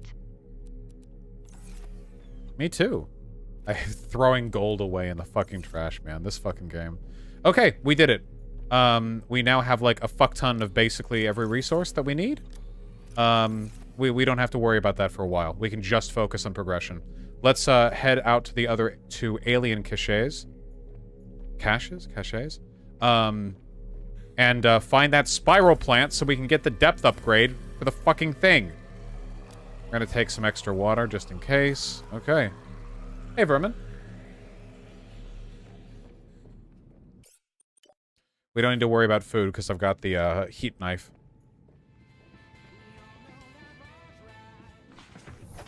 Thanksgiving is such a lame holiday. Wow, I'm gonna eat turkey, the middest meat ever. And then I get to watch a parade full of ads or a dumb football game. Well, I like turkey more than I like ham. Name one other thing that spits as much constant truth as Vaush TTS. I'll wait. Literally any. Monkeys with typewriters. The movement of a lava lamp translated into binary based on its motion. Vaush, you should take a look at Oregon Measure 111 at some point. It's 1 page long and appears to be nothing more than a declaration of rights. Have I done that? Have I not done that? Am I about to get killed by a Leviathan? I feel like I'm in Leviathan territory. Okay, I'm just gonna go. Goodbye. Okay. What are your thoughts on foreskin? Oh, I'm circumcised. I think uncircumcised cocks are hot, though. They're pretty cool. Fuck, that's way below my depth limit. Just an update. We are still likely to take the Senate, and CNN is saying we might have about 212 safe Dem seats in the House, with a few seats after that being very tricky, close. Here's hoping, guys. Yeah, keep in mind, we're only buying time, but still, that's very good. I don't think I've ever sucked on an uncircumcised dick. I don't actually know. Oh, that's right. This was far enough down that it was dangerous to go to. Ah, fuck, but I want to try anyway. Maybe there are spiral plants down there. Oh, boy. Oh, boy. Okay. Yeah, I remember. I said before I shouldn't go down there, but I kind of want to now. When I say so, companion. Too much information, lol. If you think me saying I haven't sucked on an uncircumcised dick before is too much information, then you are clearly not a veteran of this goddamn stream. Holy shit. My drunk stream just a couple nights ago was NC... Not even. It was... You couldn't even... They would just dispatch assassins, if ever, in... Oh, fuck. That's right, I can't go down that far. There's no place to...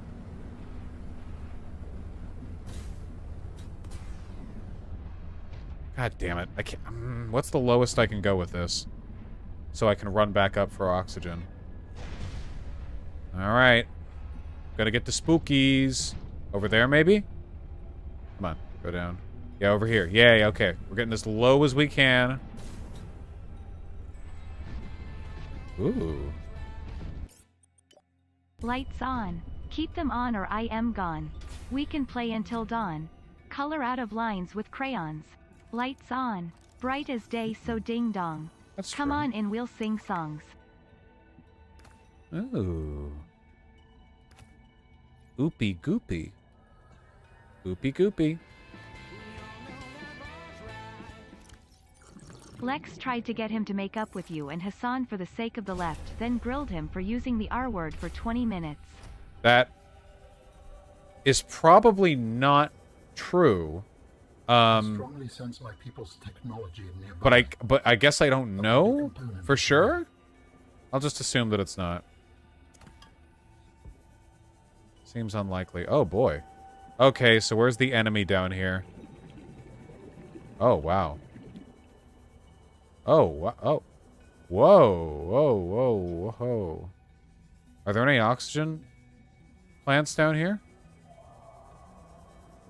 It's beautiful down here.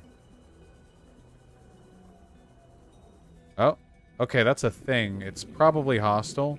It's not huge, which is nice. I'm not seeing any oxygen. Warning. 30 seconds of oxygen remaining. I know. Vaush, no one has ever died to a Leviathan. 5 colorless 4 blue mana 10 out of 10 comes into play tapped unless you sack 2 islands to both play and untap. I fucking hate magic. Fuck you. Eat shit. Okay, gotta be quick.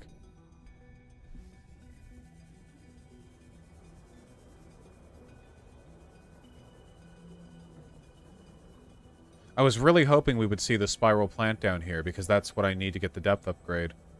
Maybe those big things are that? Spinner... Oh, wait. Loop plant! That's so close to spiral plant.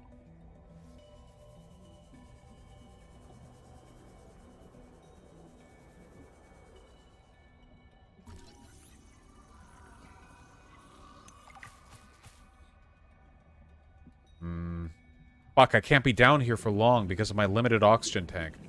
I'm missing an oxygen tank upgrade. I literally have access to the materials that would let me go 2 upgrades up in my oxygen tank. I just don't have the scans for it.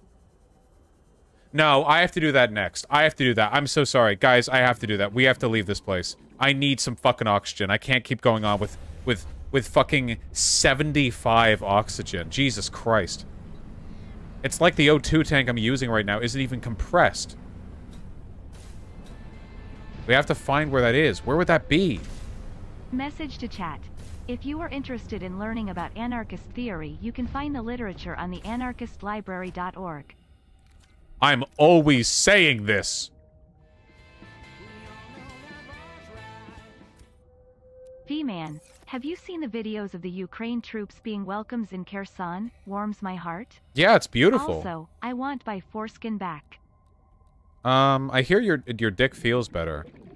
Oh wait, that was fragment. Hold on. I've heard it feels better. Sex, I mean.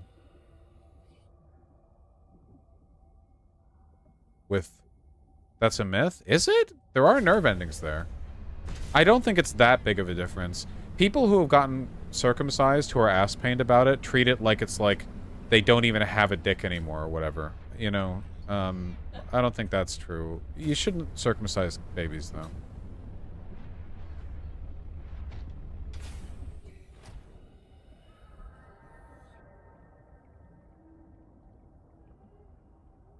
I mean, they don't have all of their dick. Because some of it got cut off. That's what a circumcision is. No fragments here. Isn't circumcision technically genital mutilation? Technically, yes, but, like, practically, no. I don't think it's fair to compare circumcision to genital mutilation, because genital mutilation is horrific, you know? Like, genital mutilation is like cutting off the clitoris, or, like, binding it shut, or whatever. Like, that's, like... We're talking, like... It's one of those things where it's like... Hold on. Oh god, oh crud. If Vaush hates magic, who am I going to invite to the World Championships of Card Magic? I have an extra ticket. Not fucking me, that's for sure. It's like, they're both technically in the same category, but it's like... It's kind of like how technically it's battery to slap someone, and it's battery to, like, beat the shit out of somebody until they're nearly dead. Like, both of those are battery, you know? Foreskin is so good. Why haven't they made 5 skin? They have. It's the taint. Okay, we've got to find...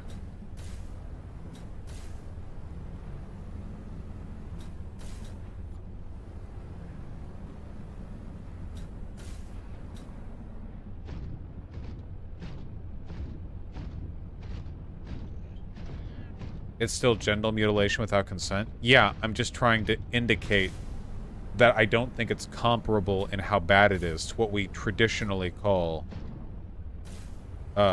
genital mutilation.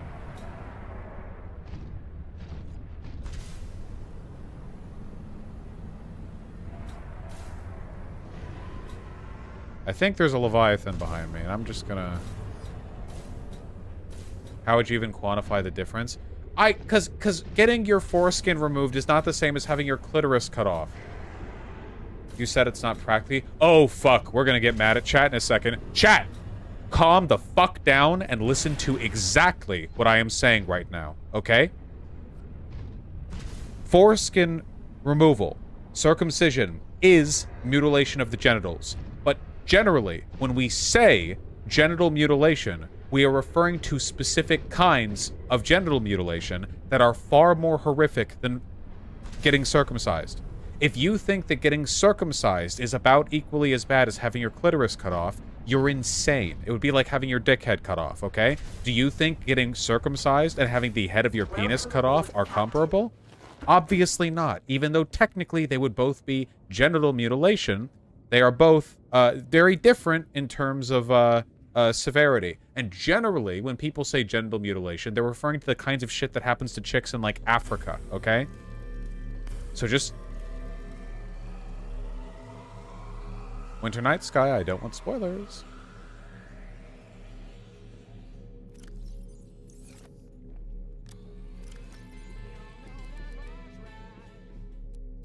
We adventure all day long. Stay where I can see you, and be where I can reach you. Escape the trouble you're into. Keep the lights bright, kid, or you're through. That's true.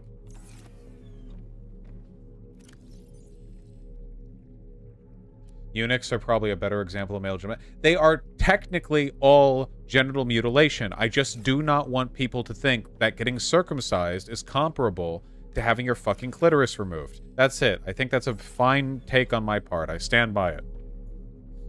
You were just talking about men's rights, and now you're drawing distinction based on genital mutilation? I'm gonna fucking kill myself. No! I'm drawing a distinction between getting circumcised and having your fucking clitoris cut off. Holy shit! I understand that you're 14 and you've never had sex before, and you have no fucking concept of what a vagina even looks like or what the clitoris is, but I promise you that this is a disanalogous conclusion for you to arrive at. I am begging you to take a step back and think, okay? Much in the same way that, again, like slapping someone and beating the shit out of them are both battery, but they're different in terms of their severity. Like, if you're a guy and you think that being circumcised is anything at all like what people traditionally refer to when they say like genital mutilation, you are completely delusional, okay? You are absolutely delusional. You're being an incel. Please calm the fuck down, okay? Oh my god. Holy shit.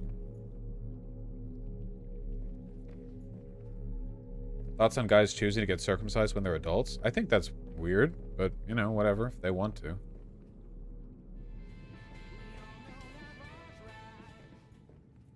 Personally, the only reason I really care about circumcision is that it often leads to worse SRS results, such as not having a asterisk asterisk asterisk asterisk.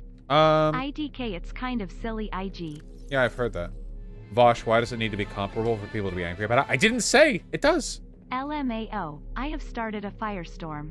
Foreskins for all. Oh, Whale 79. Why do you say stuff like this? Why does it need to be comparable for people to be angry about it? Did you hear me say that? Did at any point I say it needs to be comparable for you to be angry at it? When did I say that? I really think you should have an extended chat with Rollo Tomasi.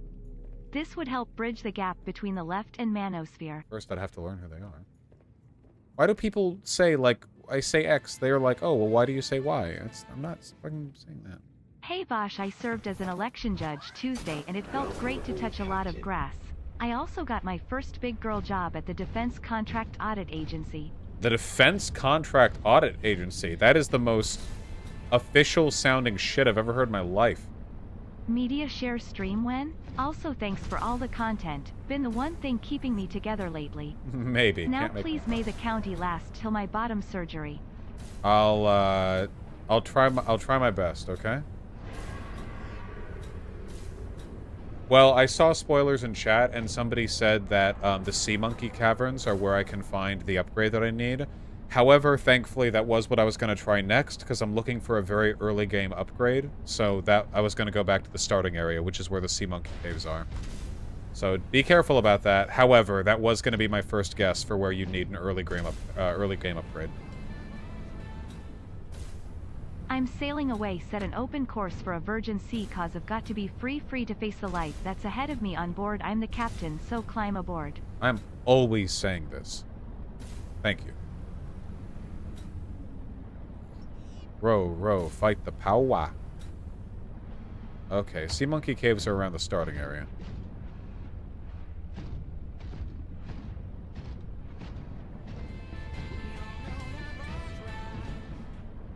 Vaush, why, through dialectical materialism, do you claim that Nazis had a point? I'm sorry, comrade.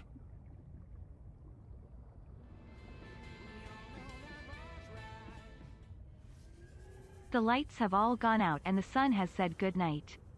Soaring with the stars I will stalk and I'll take fight. Bad children must be punished. Seuss. What are these fucking references to? That's a Sea Glide fragment, but I gotta scan them all so I don't keep hitting repeats.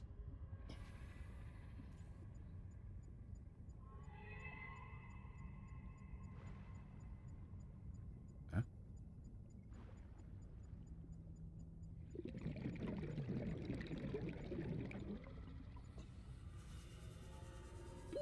Warning.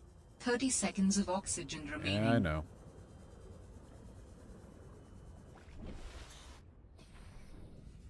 Low on food, too. We gotta get the goddamn oxygen tank. Here! This is one of it, right? Nope, it's not.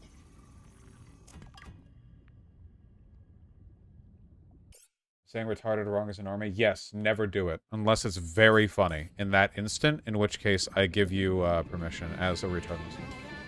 It's okay, oh whale. I love you. Sorry for yelling. As a marine biology student, I can't wait to play Subnautica in real life. It's my life goal to swim with a great white shark. FYI, chat sharks are base. 30 seconds of oxygen That's really remaining. sweet. That's such an earnest statement. I really appreciate that. If you live in Oregon and are mentally able to do so, buy guns and standard capacity magazines before 114 starts and the police side with fascists. I do not disagree. OWO. Never a better time. I feel like everybody ignores the best definition of a woman. An adult who identifies with social characterization associated with the female sex. Well, that's kind of what I lean to. When we make fun of your bad music taste, it's not BC we're snobs. Your lack of music knowledge is just funny considering your passion for media critique duckers. Well, I know my limits. I don't really go for hardcore I sometimes music. think the same Whoa! about tape with an RIEA brutal Asshole. back alley scene versus having sex with someone too drunk to consent. What? Warning. 30 seconds of oxygen remaining. There can be I'd varieties like in to be severity, under the sea, but in an octopus garden, in the shade. He'd let us in, knows where we've been, in his octopus garden, in the shade. I feel like chat's making an effort to prove the guy who I talked to earlier right about incel community Vaush, seepage. which is worse? Caleb moppin', Caleb sweepin', Caleb washin', or Caleb scrubbin'? Caleb scrubbing. He never does it right.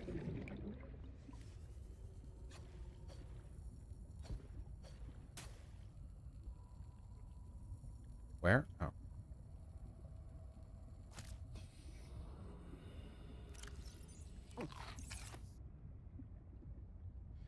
Man, I am not finding what I'm looking for here. I'm going to set up a gun shop right across the Warning. border from 30 Oregon with seconds of extended oxygen magazines and remaining. ads directed at Oregonians with massive discounts.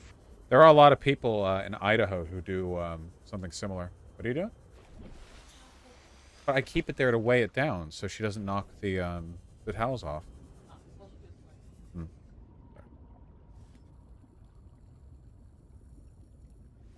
Just let me get the fragment. God damn it. God of War Ragnarok is good, but Thor has an even more American accent than Kratos, and that throws me way off. No spoilerinos. Oh, well, I haven't even played the first one. I shouldn't talk. Do you ever just look Oh, at thank the you. stars and just weep? Knowing that we as a species will most likely never live to see them up close, much less yourself. Nope. It's cold out there. Thank you, Jer, I really appreciate that. I'll probably play the God of War 30 stream. seconds of oxygen remaining. Beep, beep. Beep, beep. No, I don't have any innate despair over not getting to go out to the stars. I like stuff involving people. And the people are here. And I will sell precisely 0 guns to Oregonians. The shop is literally there to taunt them. Oh, good, exactly, yes. No thank you, yeah. Go back to Bitchville. Vaush, I like pancakes. Chat, why do you hate waffles? Every time. Man, I am not having any luck finding this. Bad children must be found. Tonight you should be sleeping. So don't you make a sound. Nighty night, naughty one. Why won't you rest? Vaush, this is FNAF. What do you mean this is FNAF? What does that mean? Shut up. Except for donating. It's fine when you donate.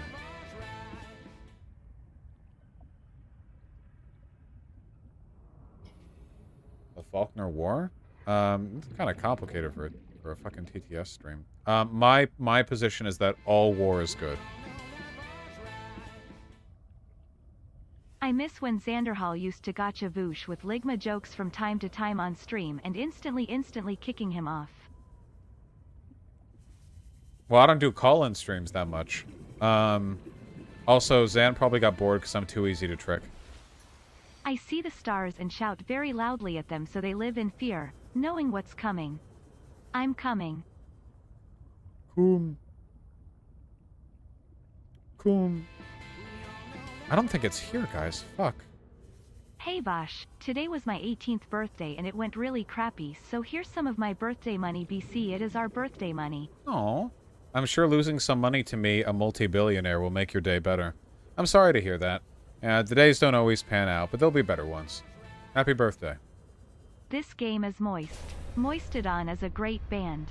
Do you have a Moistodon social media user account? I do. I have a Mastodon social media account thing. You know, just keeping my finger on the pulse of the times.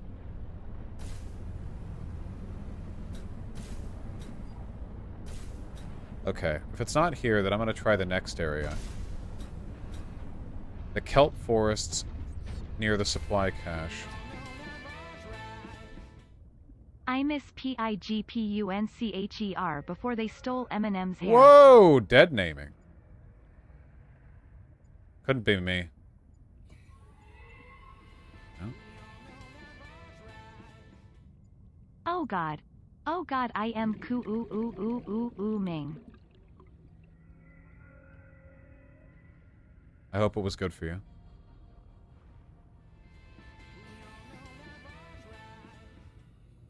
You're living in your own private Idaho, living in your own private Idaho underground like a wild potato. Don't go on the patio, beware of the pool. Fucking bars. Holy shit. Bars like those should be illegal. Warning. 30 seconds of oxygen remaining. You can only hope, did Ex Luminous son. Ayo, ayo, ayo.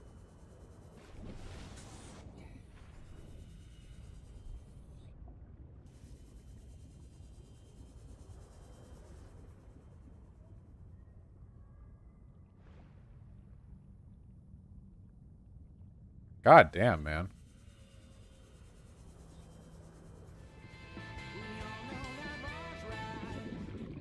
E. E. It's in the cave somewhere. Warning. 30 seconds of oxygen remaining. You change my voice so an annoying robot. Well, if you donate with under $5, you don't have a voice at all with which to be annoying. So there's that.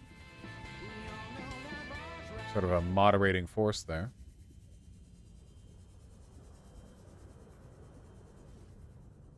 Yeah, Otto von Bismarck. It's easier to point a telescope up than send an expedition down.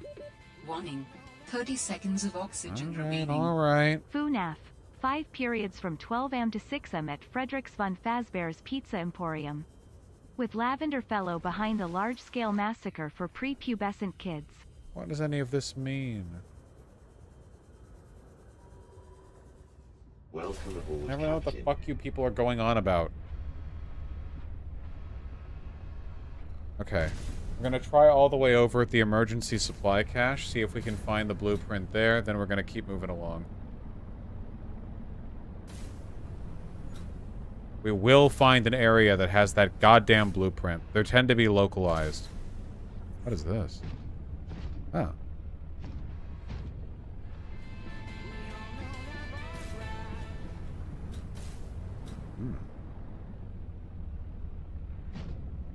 We're good. Father's family died in the Faulkners. Damn. Well, at least their sacrifice brought us something good. War. You ever be smacking the beef and you mom come in before you switch back to channel 37 and you be on the Cinemax when your mom you scream you bad? No, I've never masturbated once in my life. I don't know what you're talking about. I can't be here because I went down in that cave before. Hey Vink, 2 questions for you. First, when you smoked weed, were you a bud or an oil guy? Second, how does a non-binary samurai defeat their enemies? They slash them. Nice fucking meme. Also, bud, I've never had oil in my life. Vaush, can we keep Peepo Turkey forever? It makes me so happy. Also, Les Bean, enjoy the sub. I you will. can divorce now. I will confess that Peepo Turkey also does make me very happy. I'll think about it. Are you looking forward to the Callisto Protocol? Let's just say yeah. Yeah, probably. Sure. Whatever it is, sure. Don't worry about it, Charlotte. No! Okay, I think I missed them. Recently went skydiving. Have you ever done it? If not, would you? I admit that I've been curious, but I'm a giant pussy about heights. That would be like some sheer terror shit for me. That would be some, like, life-ruiningly terrifying shit. If vocal training was a standardized course in elementary, middle, and high school, trans people would easily be able to swap voices and we'd have more voice act. True, however, I do not think we should introduce mandatory education for every human alive, so trans people can fucking girl voice better. That's... Sorry, nope, I'm not taking a course on that. That's a you problem. Good luck. Godspeed. Good luck. Rooting for you. You know what the #1 obstacle is to trans chicks in voice training? The trans chicks, because they're fucking lazy. But I hate hearing my voice. Well, you talk all the time, dipshit. I'm too nervous to voice. Shut up. Just do it. And the time you spend fucking complaining about it every day, you could have already done it. Like what, you're not already hearing your voice? Jesus. I'd like to take back what I said in my last Dono haha, but seriously Vaush, thanks for everything. I hated your guts back in 2019. Now I'm your proudest Vaushite. Converted you. Thank you. And I didn't know you hated my guts back then. Wow. I try my best. Here's to getting even better the next 3 years. Vaush, didn't you literally voice train yourself? Yeah. To, you know, a little bit more modular, a little bit more masculine. It's just like standard radio guy voice, you know?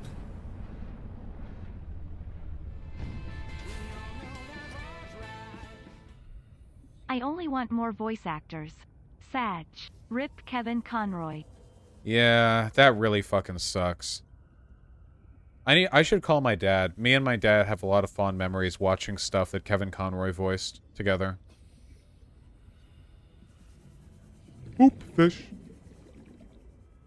Oop. Ooh. Everyone should read Kevin Conroy's comic Finding Batman. It chronicles his life struggles, including being a gay actor in the 80s. Yeah, and also being fucking dope. It is part of the 2022 DC Pride anthology comic starting on page 93. It is currently free to read on DC Universe Infinite. I'm just sad he's dead. The What? worst thing about voice training is knowing I am making myself less authoritative in a field I am very knowledgeable. Yeah, well, that's what you get for choosing to be a girl, dipshit. Sorry. Look at me. I'm a trans chick. Now I'm a chick. Oh, no. Now people are treating me like a chick. Haha, fucking got him.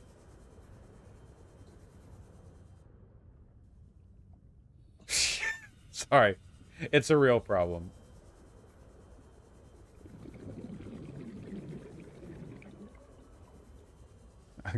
Got him. I'm just being a goofy goober. You guys know that. I don't see any blueprints over here either. I'm gonna find these damn things.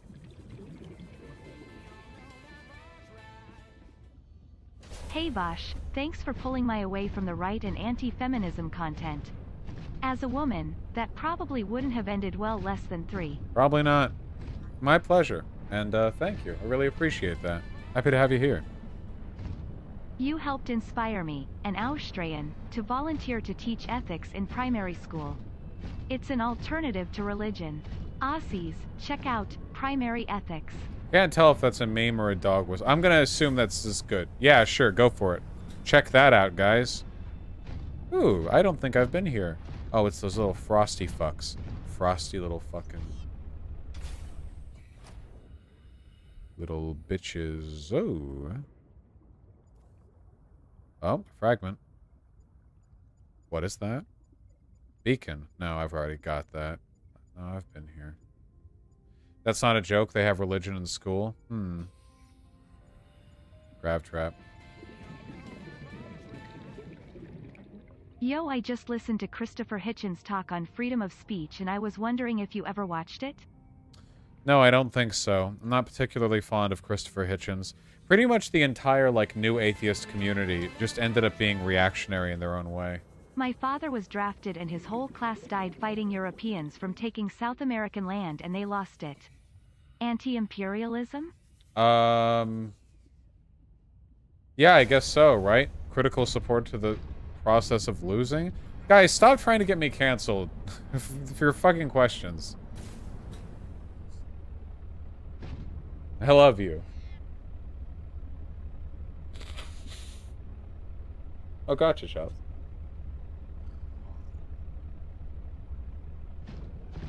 Fuck me alive. Okay, we gotta find this shit.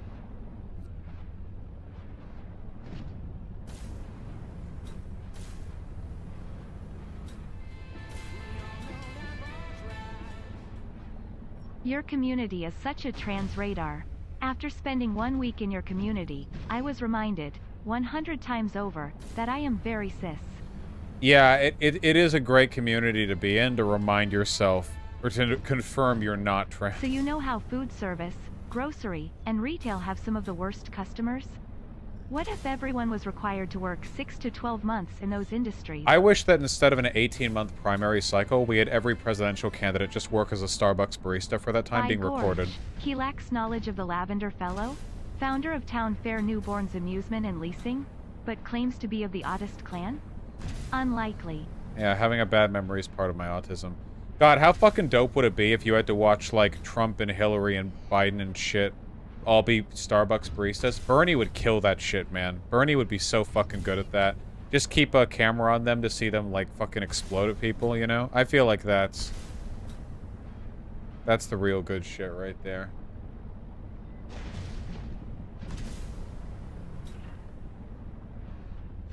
Dude. This area is huge. It's kind of barren, but I like it. It's pretty. I like the blue water. This is freely available fruit. It's really nice. We're a while out now. Tempest, I haven't been to a movie theater in a long time. I might though. I want to get back into watching movies now and again, you know? New Black Panther.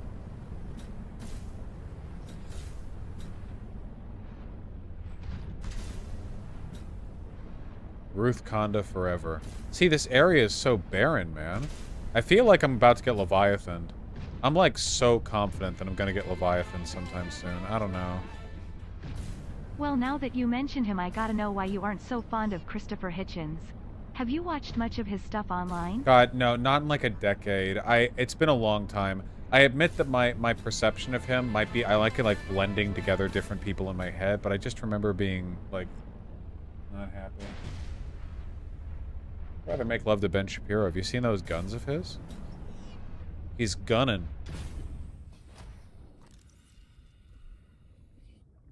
We will find this motherfucking... Asterisk Melkor Beledger Asterisk got a Tier 1 Asterisk subscription. Thank you, I appreciate that. Is it here? This is a Sea Monkey Cavern. Please, God. I need a better... We can upgrade our tank twice if we just find the place. Whose ass, Hersberg?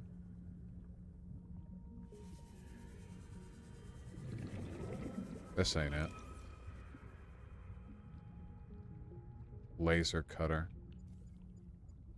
Sea monkey.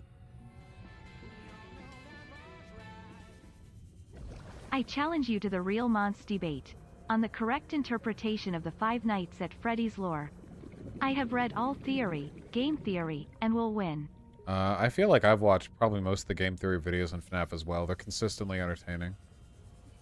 I like the FNAF lore community. It's psychotic and unhinged in all the ways I find really funny about online, like, ARG, lore hunts or whatever. Welcome aboard, Captain. Welcome aboard, Captain. Impulse to the new Black Panther was to race against Mexicans. I don't know how he got there conclusion. Brain damage? Just a friendly reminder that Abby Shapiro has been on 12 months of HRT. Oh. Sorry, for a second I thought you were referring to Abigail Thorne. I was thinking, hasn't it been longer than that by a while? I'm just being forgetful. As a fellow sociology graduate, how much of your edgy flavor with politics theory do you think is a response to insufferable classmates in university? A good bit of it. That's the Leviathan. That's the one that grabbed us before. If you want to get back into movies, watch the movie Everything Everywhere All at Once. It is legit one of the best movies of the last decade. I've heard that. I've heard that. Okay, that's the Leviathan that grabbed us before. Hey, can we, like... chill out? Evidently not. Yeah, I gotta watch it. Okay. Fuck, I really don't want to ask chat where I can find... Okay, hold on. What I'm looking for is an early game recipe, so it has to be in an early game area. Let me go back over here one more time and try to find one more place that's kind of like radially outward that I haven't been to.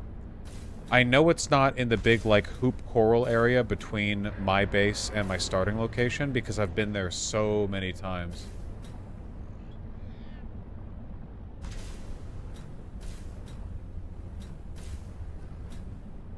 Man, having that much fucking water below me makes me nervous.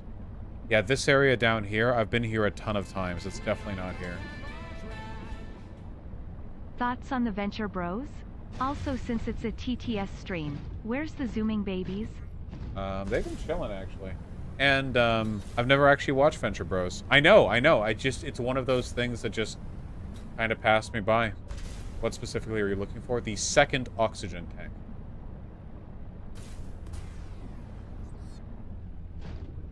I remember I enjoyed Metalocalypse a lot.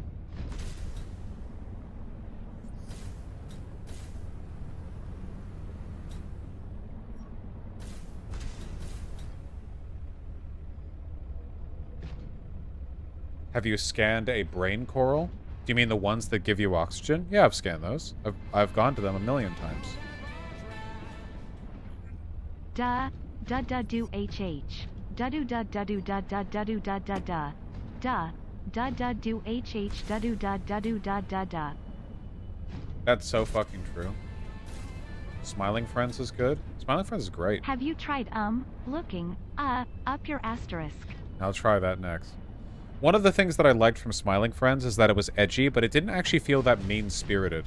I think that's a critical distinction. Smiling Friends kind of felt like the main edgy joke was like the shared suffering of being alive, just like the fact that living is suffering.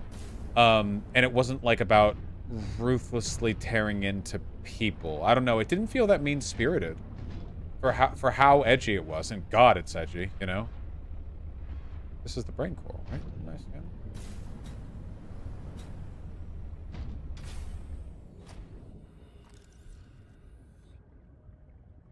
Yeah. Wait, that's not... Wait, that's an oxygen plant, not brain coral. Have I scanned brain coral?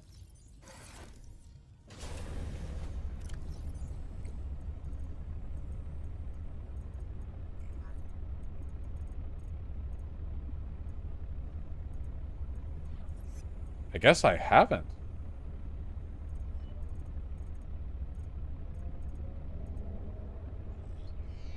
They're all around the initial pod, and I just missed that? Okay. Coral at the top? Tell me a time and we'll beat your asterisk in any FNAF debate. No, I still... Can you even list the names of the first 5 missing children? If no, you're a fake autist. Then I am a fake fucking autist. Jesus Christ. You should try watching Don't Hug Me, I'm Scared sometime. Maybe. Wouldn't somebody who's scared want to be hugged, though? That makes no sense. Debunked. Is that brain coral? Nah, it doesn't look like it.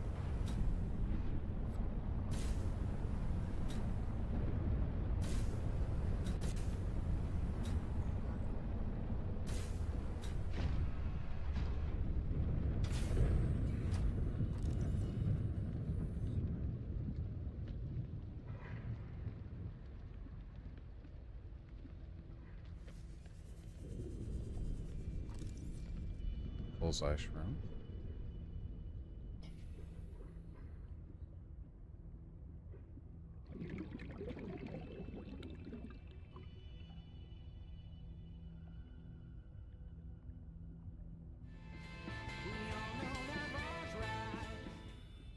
Would you ever want to have a newly discovered species named after you? If so, what would you want it to be? Naming things is our secret power as scientists. God, I don't know. Probably just named after myself, right? Something proletariat. Have fun.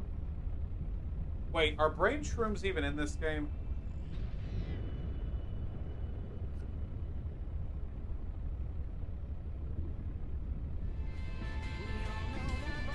Brain coral, I mean. Subnautica makes diving way more pretty, interesting, and faster. As someone with a rescue diver certification, I can say 80 feet plus is way more yellow.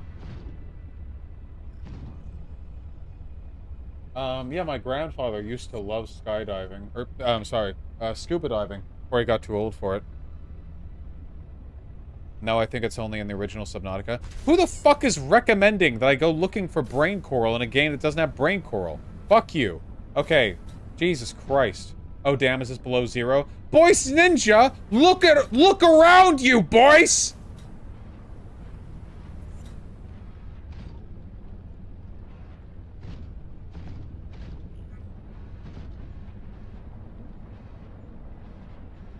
God. Alright.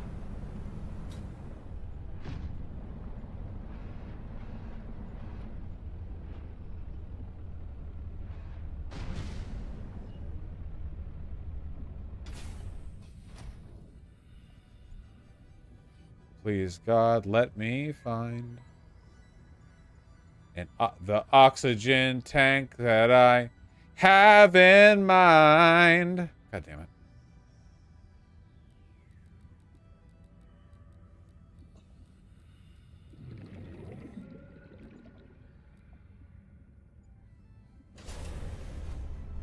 Where on earth?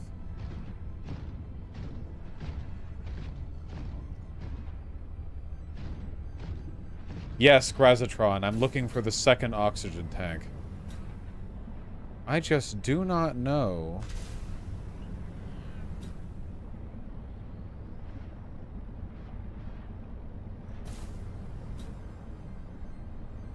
I remember Title Punk. Those were good times.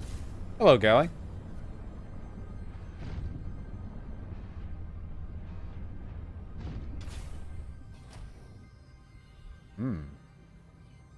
Hello. Thank you. Oxygen tank fragment. Give me an oxygen tank fragment.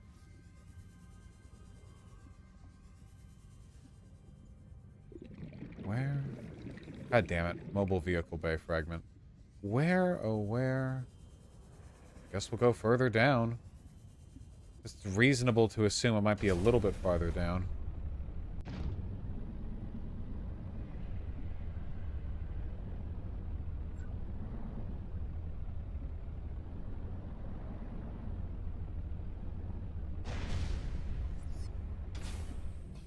Gally, I'm just trying to find this one goddamn piece of equipment.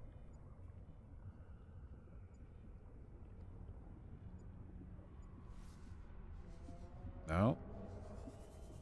Oxygen tank. Okay, it's reasonable to assume that whoever said before that I could find it in Sea Monkey Caves was correct. Because the first and third oxygen tank upgrades were found in Sea Monkey Caves. You know, I feel like that's, they're in the first game, you have to go back for them.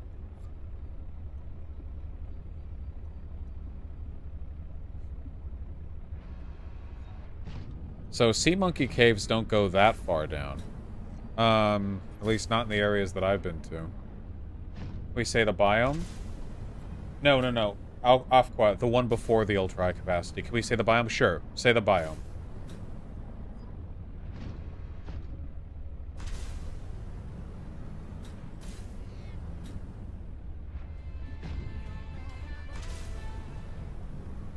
LAMO, this dude probably don't even have all 3 volumes of the FNAF novels, or thrown the Fox into the Grand Canon. I will email you about a FNAF debate. Sure, take me on. Twisty Bridges. Is this not the Twisty Bridges? Is this not here? Am I not here? Here? But I've been here so much.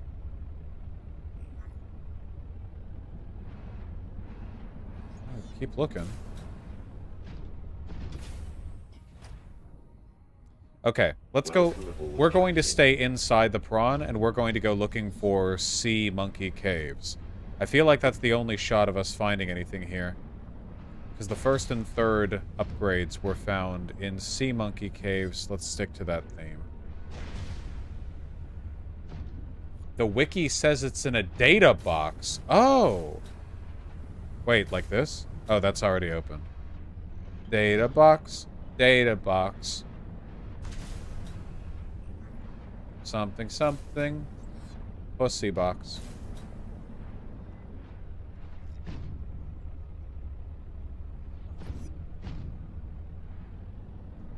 Big pussy. Fat pussy. Juicy. Da, da, da, da. Look out. Batman VA is dead. No, this is to the alien distress call. Yeah, it's fucked up, Gally.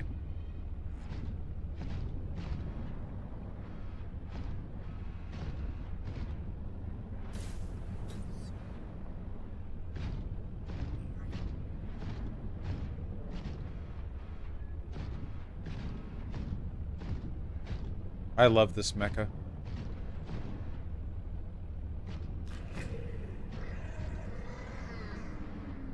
Fuck you.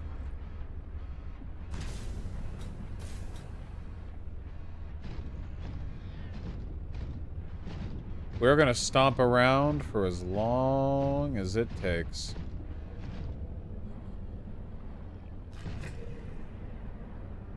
Yo, Vaush, we're at 12K. 12K what?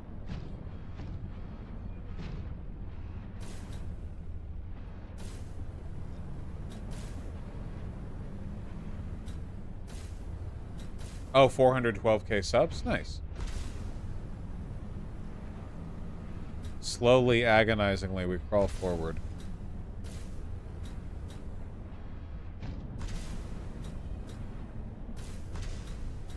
No, I do not. I have not done the scanner room thing, Orange August. The scanner room is for gay bitches. This game is about exploration. Ooh! What's this? Oh.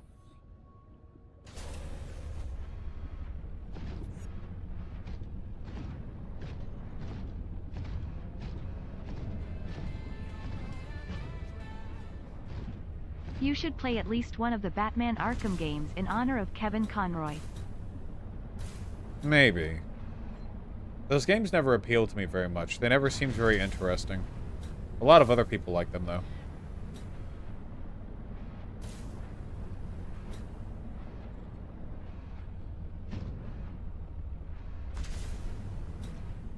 We're looking. You ever played Shadow of Mordor? No, I haven't. Man, they sure did. If it really is in a data box, aka like there's only one place you can find it, that's quite a place to hide a necessary upgrade. In this game. I don't see the other 411,998. That's true. But that's okay, because we don't want to see any more subs that are necessary. Because subs are annoying.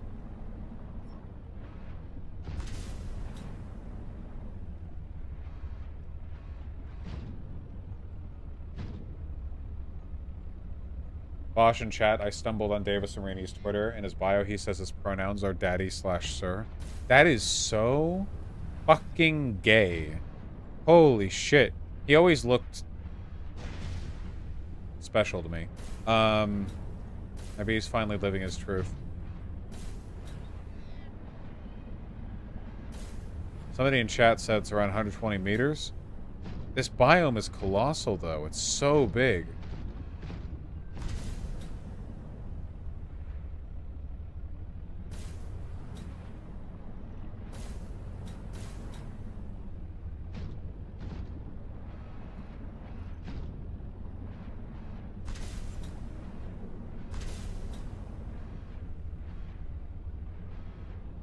Like, yeah, is this really, like, a necessary upgrade? One of the most vital upgrades. Just, like, it was just one of them, and it's just hidden somewhere?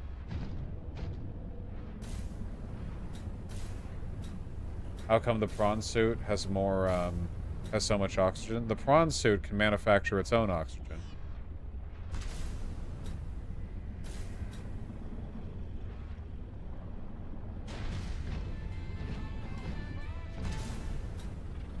I just sent the email. This FNAF debate is happening. You are about to get the most disappointing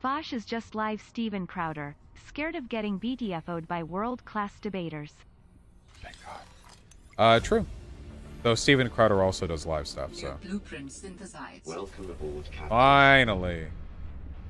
Vaush, I took your advice and circumcised myself. Kinda hurts. A lot of blood. Looks cool, though. Happy to hear that. Yeah, it does look cool. Because then your dickhead's always out. The advantage of being, circumcised is that you can always just start peeing with your dick out, and the pee doesn't, like, get hit by the foreskin. I don't know if that's actually a problem that people with foreskins have. But I'll just assume that it is.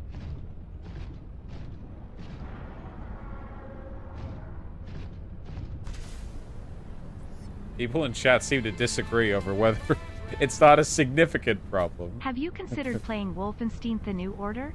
Has a surprisingly heartfelt story and makes fun of Nazis. I want to watch Vaush shoot Nazis in a video game. Yeah, it's one of those games that I've had on the list for a while, for sure. I should build some external, oh, whoops, wrong way. Excellent, Smith. Asterisk Sake Tanuki asterisk gifted asterisk 2 tier 1 asterisk subscriptions. Thank you very much. Was that a no message Sake Tanuki gifted sub? What a rare event. Are you circumcised? Yeah, so when I come, the cum always goes out without getting hit by the foreskin.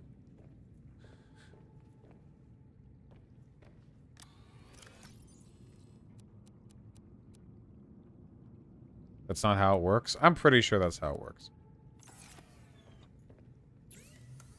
The foreskin isn't there when you're hard? How much foreskin is there? It's like having a tube sock sticking out like a foot from the end. Yes?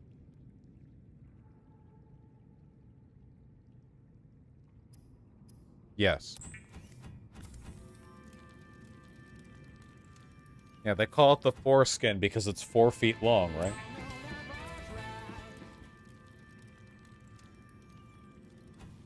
And he takes on patents. I can see some value to them, but I feel like our system like really disincentivizes like innovation in a lot of ways.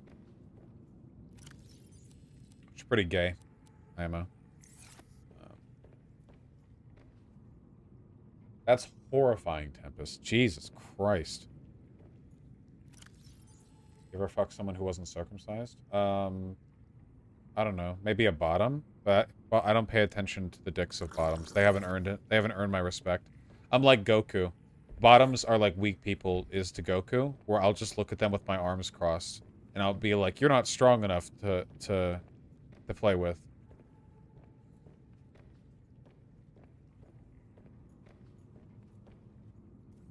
What do I do if gas leak in house? Huff it. It's like free drugs.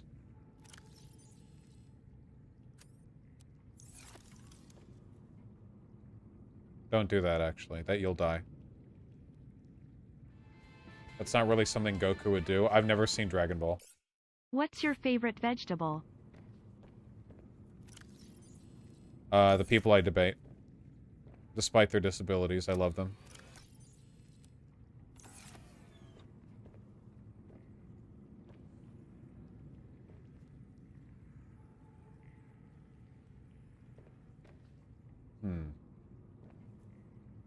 What am I doing? Oh, that's right, upgrades.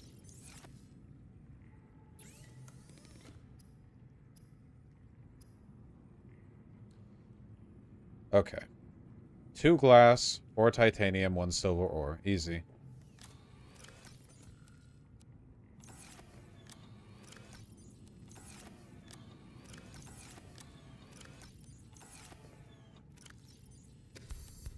Okay, we're gonna go from 30 seconds of oxygen all the way up to... What did I just do? I didn't... Damn it. I didn't mean to do that. Go in the trash can. Okay, we need another glass now. And another titanium.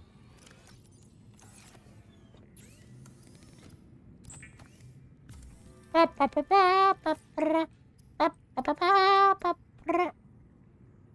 I need 4 titanium. I'm dumb. Oh yeah, this does say copper, silver, copper. Lamau. Mistyped. From 30 seconds of additional air all the way up to 90 seconds, but we're not done yet.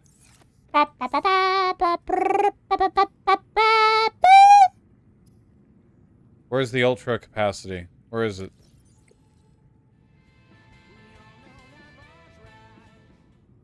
Favorite fruit? Chat.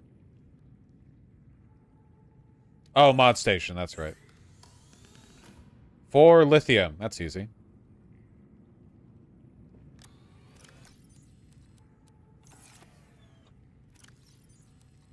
From 30 seconds up to 90, and then from 90 up to...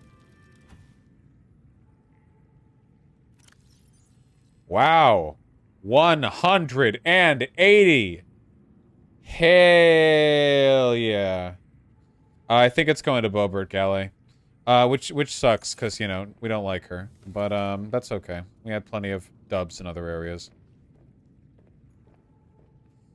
We should set up some, outside grow beds.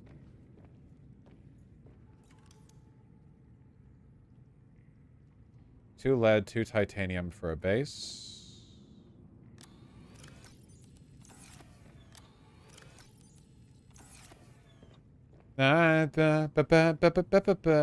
Hamilton. It's Hamilton. Song Hamilton. Hamilton. My name is Hamilton. Eliza. My name is Hamilton. Eliza. Here. Here. Here. Here.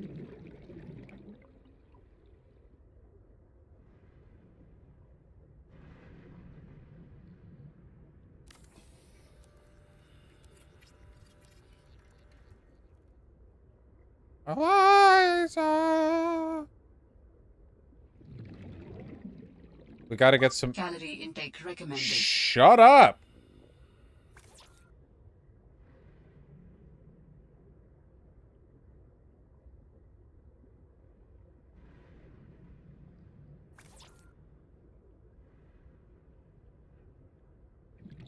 This game with its goddamn placement fiddling. I swear to God. I should have gotten that snap mod. Look at how much oxygen we have. It's insane. Oh God, there's not even enough to...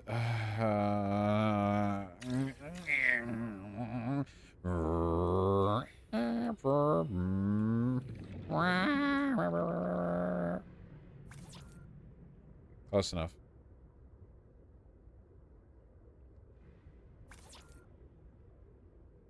Close enough.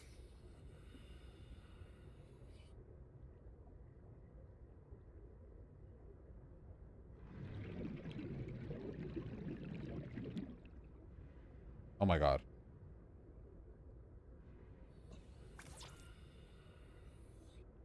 Oh. My name is Hamilton. How does the song go?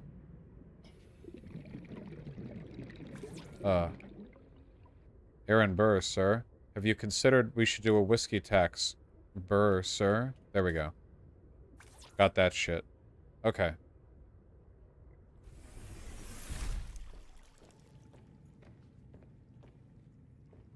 We need 12 titanium. Hey guys, can one of you remind me? Where can I find the fruit that I found in that base that was outside of the last area? It was the one that was growing in the external seabed. Like, where can I find a good fruit to plant?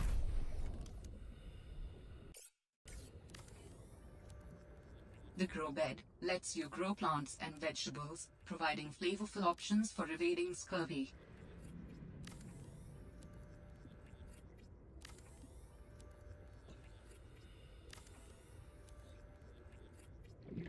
Bazinga, Bazinga, zinga, zinga, bazinga. God damn it. I just found my new pickup line. I'm going to need an expanded oxygen tank because going down on you leaves me breathless. If you that for real, that's not bad if there's some kind of like pre-existing diving context, you know? Maybe if you're asthmatic, you could say, I'm gonna need my inhaler. That'd be good. That's hot.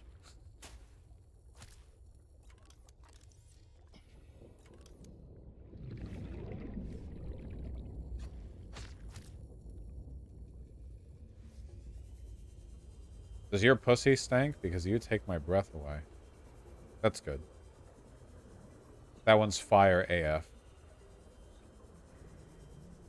Do you think scuba diving sex would feel good? No, underwater sex does not feel good. If you ever tried to have sex underwater, then you would know for sure. Sex isn't even good in the shower. Sex in the shower sucks, no matter how they might make it look in the fucking movies. If you got a Trump voice to read your TTS, you would get rich FR. That's true. Shower sex is great. Water washes away the lubricant. Idiot. Get a bigger shower. I admit I don't have a huge shower, so.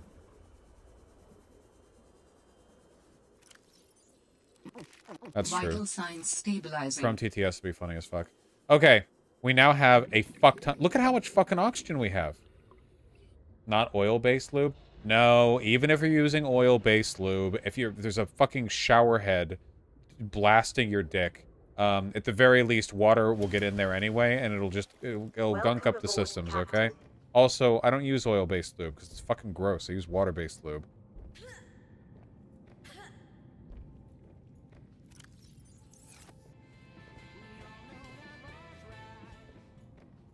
So if your favorite vegetable are the people you debate, and your favorite fruit is chat, what's your favorite nut?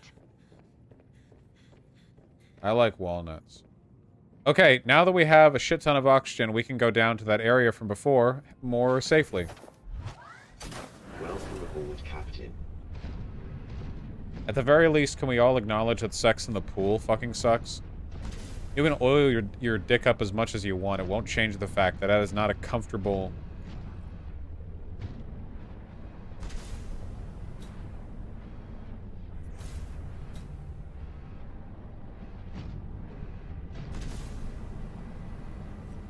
Wow. Wow.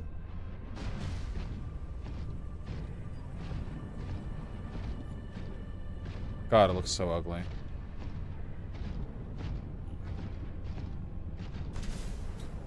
Okay, going to the thingy. Where is it? Where's this thingy? This thingy. Let's go.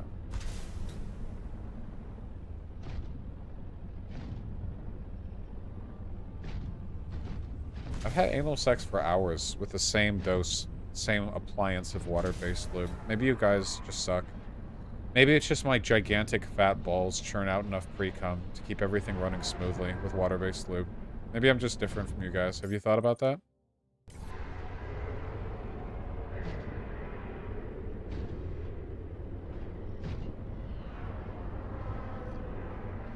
There be a Leviathan out there. Isn't pre-cum a myth? What?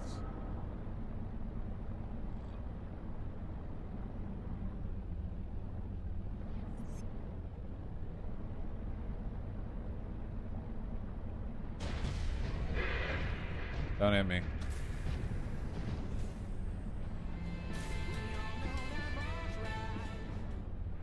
Mermaids are a lot less sexy once you realize you are basically going to be jizzing on some eggs they lay. I do be loving to do dibbity-da be jizzing on them eggies. Or something. Bippity-bop.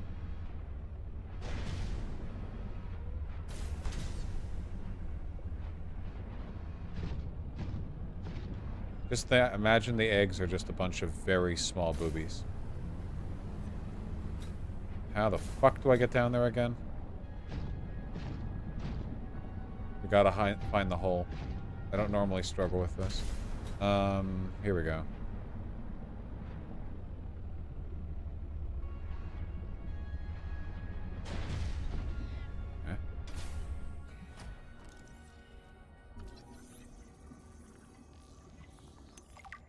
Cool. Can you sometimes tell via scent when a girl you are with is aroused, fertile, or both? Yeah, I can also tell whether she's autistic just from the pussy juice. I'm just built different. I'm just that familiar.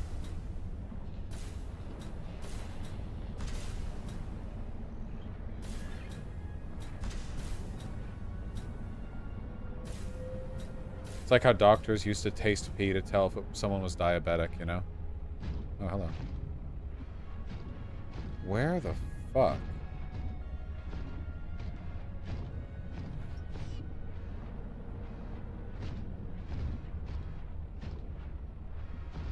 I think this is the one I was heading to. The body cache.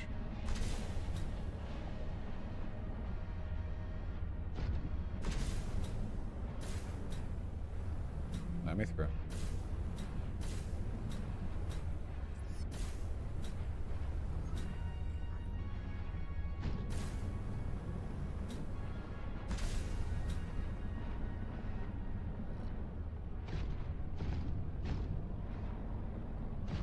Here we go. Okay. Down you go. Now we have tons of oxygen with which to explore this area. So your favorite foods are your fellow debaters, chat, and walnuts. Good to know, Vaush. Have a good rest of your night, pal. Happy to keep you informed. Thank you. Have you ever used the phrase make love unironically? No, and I never will. It's so fucking gay. That's so gay. That's so gay. Oh my god, I could never.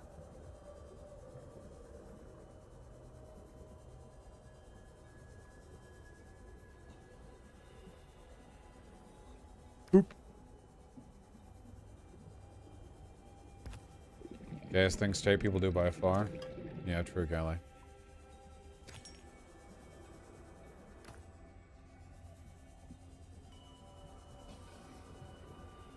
God, I have more oxygen than I know what to do with. It's insane.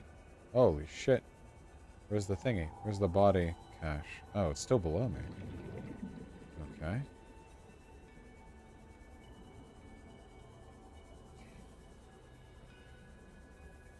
This area is so pretty. Oh, it's beautiful.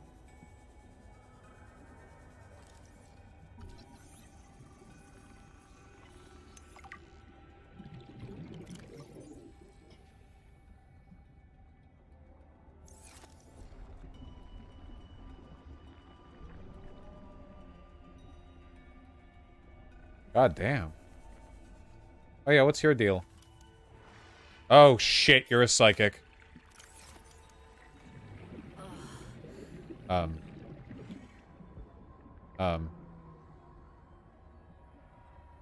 Whoa.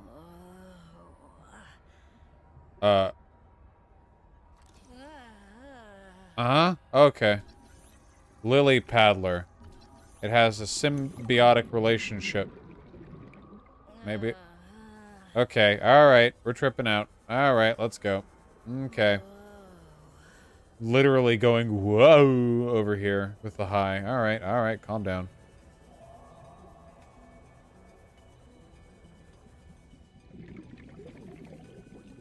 So that's what they do. They make you trip the fuck out.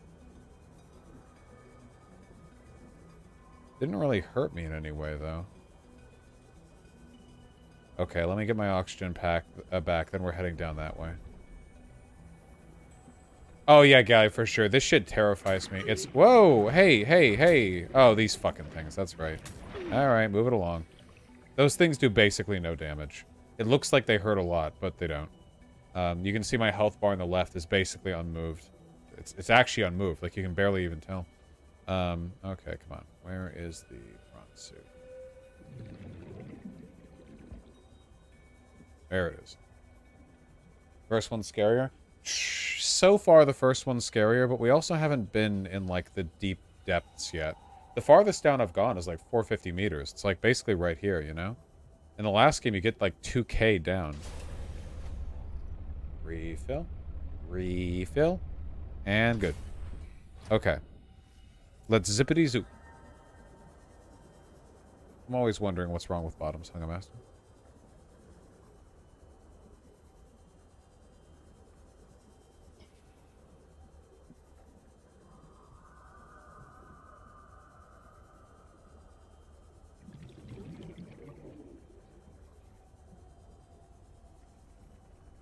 I don't think this is it. It's the next part over. It's over here.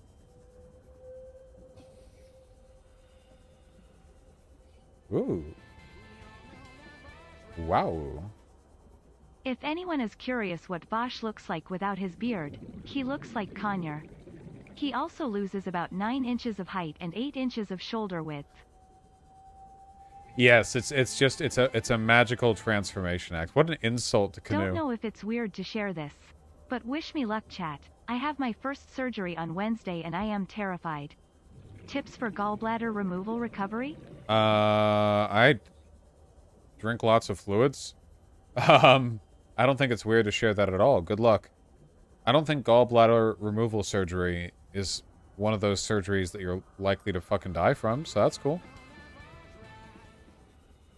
Emma Goldman was anti-Zionist, but as anti-Semitism grew in 30s, supported Israel as a safeguard so Jews has somewhere to flee, as long as didn't hurt Palestinians. Yeah, worth noting that I really wouldn't have a problem with Israel if it existed there, like, peacefully with Palestinians, you know?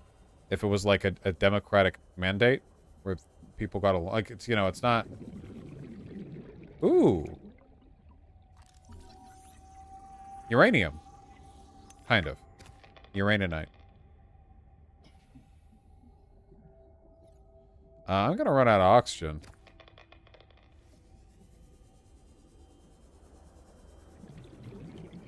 How do I get... How do I get over to that body cache? I gotta run back now.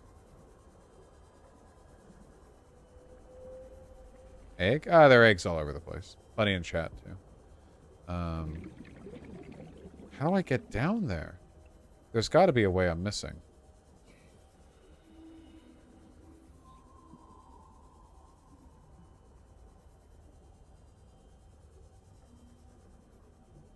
Ah, more urine, or whatever.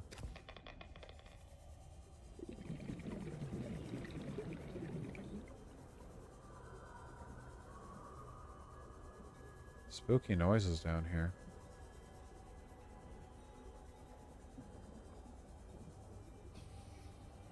Kashi.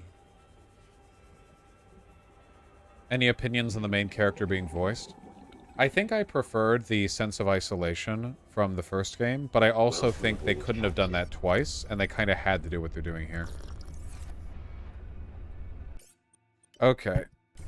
Come on, come on, come on, come on. There's got to be a way down here. This is clearly the path down to this Keishi.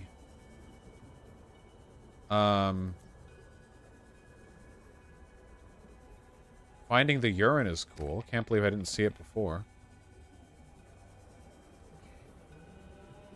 But there's got to be a path. It's only a little bit just below.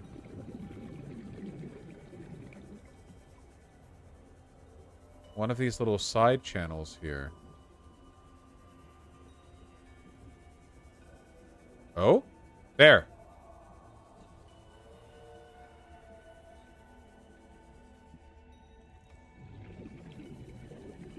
Here we go. Wow.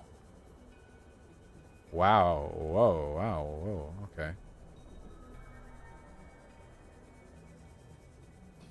Wow. Wow. I'm never going to find the fucking spiral plant that gives me the depth upgrade for the thingy. I need it so badly. Shut up.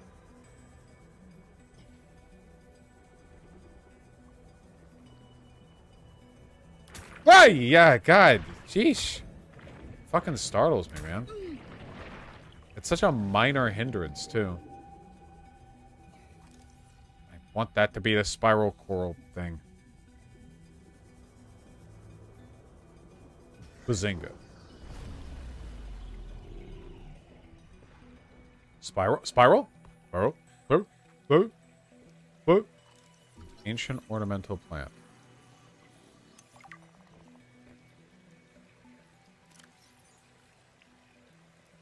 Cool. Ooh, big boy. This skeleton is very dense, able to handle heavy forces. A good frame for my new form. Are you okay, Alan? It is not often that I gaze upon the form of a fallen architect. Is this place another sort of sanctuary? It's peaceful. Beautiful, even. As the bacterium spread, the continuation of life became uncertain. This is a place to reflect. I think I understand. Hey, you're welcome for solving the bacterium that wiped out your species, by the way. All you had to do was let the Sea Empress take a dump. Just a big child brap. Or a trap, as it's known. Which is also a slur. God, I'm gonna get rid of it. Oh! Hello? No, that's cool. I'll just give you the whole area. That's fine.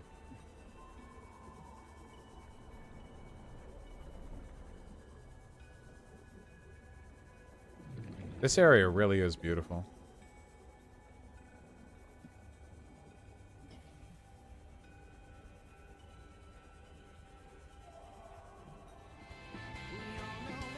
Now let's go over here. When are you buying a second beard brush so you can properly do the turning red meme?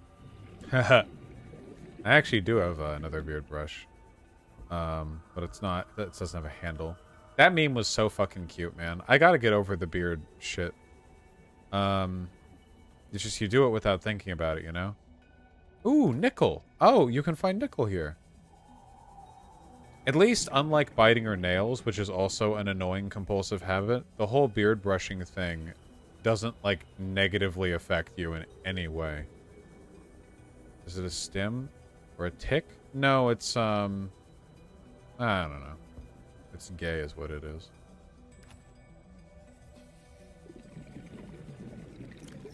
That's my opinion.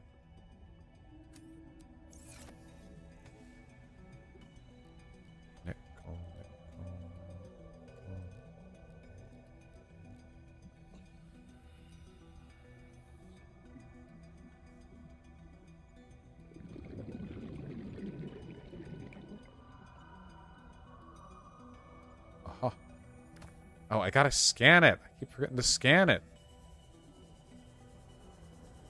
I'm glad I found... Oh, that's another one. I'm glad I found this. Or is that not another one? I'm glad I found this, or I would have missed this. This is a key progression, material.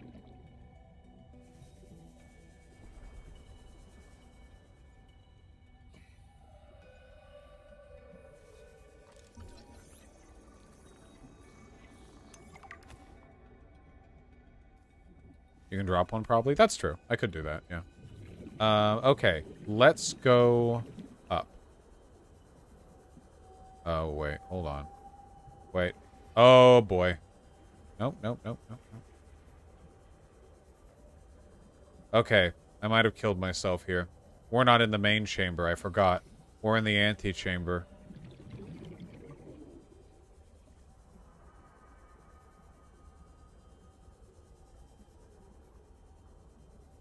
Our best bet. Don't look at those things. Don't look. Shiny. Our best bet is circling around this way.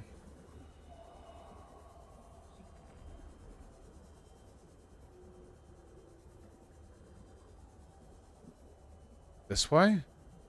Ooh, shiny. Nope, we might just be boned.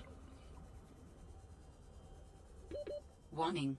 30 seconds of oxygen remaining. I know. Well, we are not playing on hardcore mode. Go back to the temple. We do not have time. Or do we? Oxygen. Okay, hold on. We get another chance. I thought the temple was on the other side. I think I was turned around that entire time.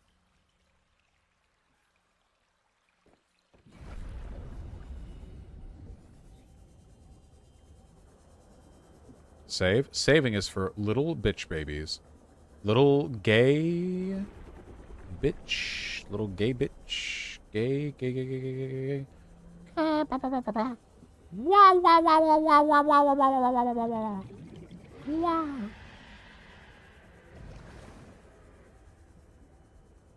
This feels right.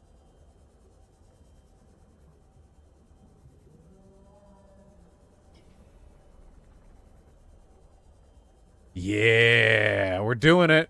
We're heading up the right way. With a bunch of loot. Loot, loot, loot, loot, loot, loot, loot, loot. Loot. I'm so confident that I'm going to take a second to check blueprints real quick.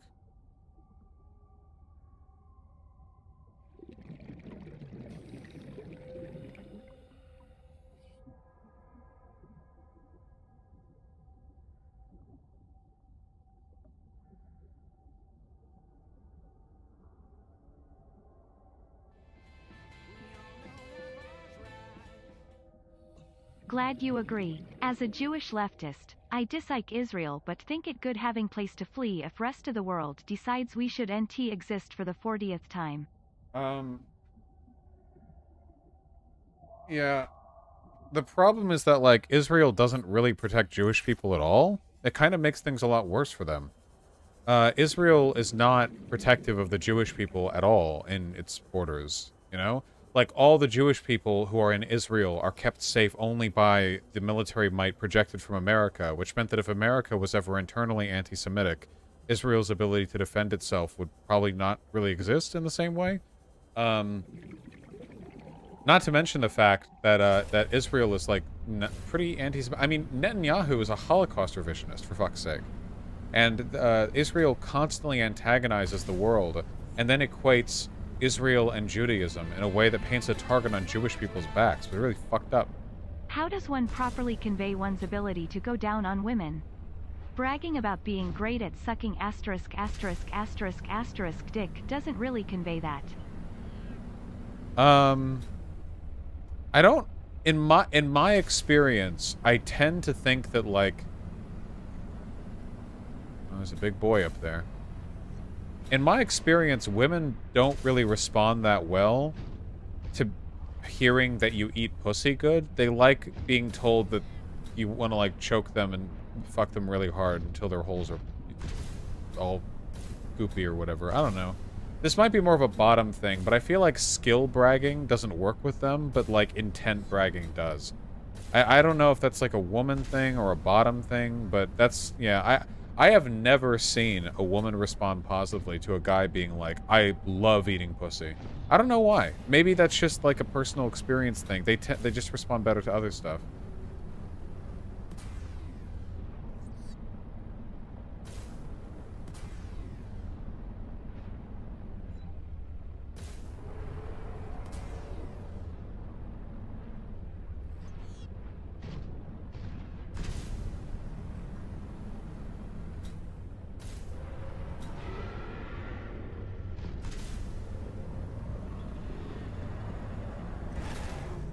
Eating pussy is great, though. We're all very proud of the pussy eaters in chat.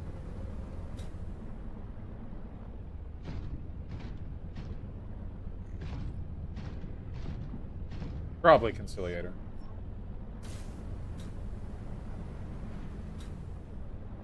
All right. It's 10:30. I'd say this was a good, productive stream. I spent a lot of it doing basic base building stuff, and half of it was during a debate. But I had a lot of fun. I don't think I'm streaming tomorrow. I think I have some other stuff I need to do. But after that, we're on a rush. We got a lot to do. Robin, I have found the location of another artifact. My name is Good. Robin. I really hope this one tells us something we need. As do I. Nice. Signal location Hey, uploaded guys, to quick PDA. question. Got it. Next time I talk to a woman, I'll tell her that I can literally replace all her bodily mass with semen. Unironically, though, I think you've got it. Chat, would you guys mind if I did some base management stuff not on stream? Would that bother you? Because a lot of these streams is like me doing this basic management stuff, but if I just did it off stream, I could do it pretty quick, and the rest of this could just be like real content instead of me, Can I get a poll on that? Like, I just mean like organizing all this, getting everything in its proper place, like that kind of shit, you know what I mean? I could probably do that pretty quick, and that way we could focus on like the actual shit.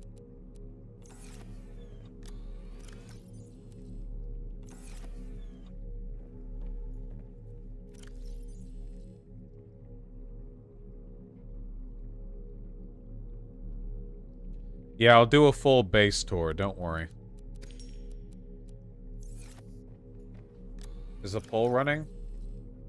I'm not looking.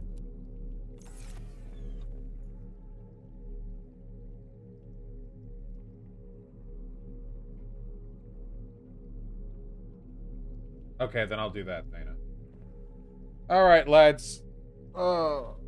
Okay. Pigeon. Wow.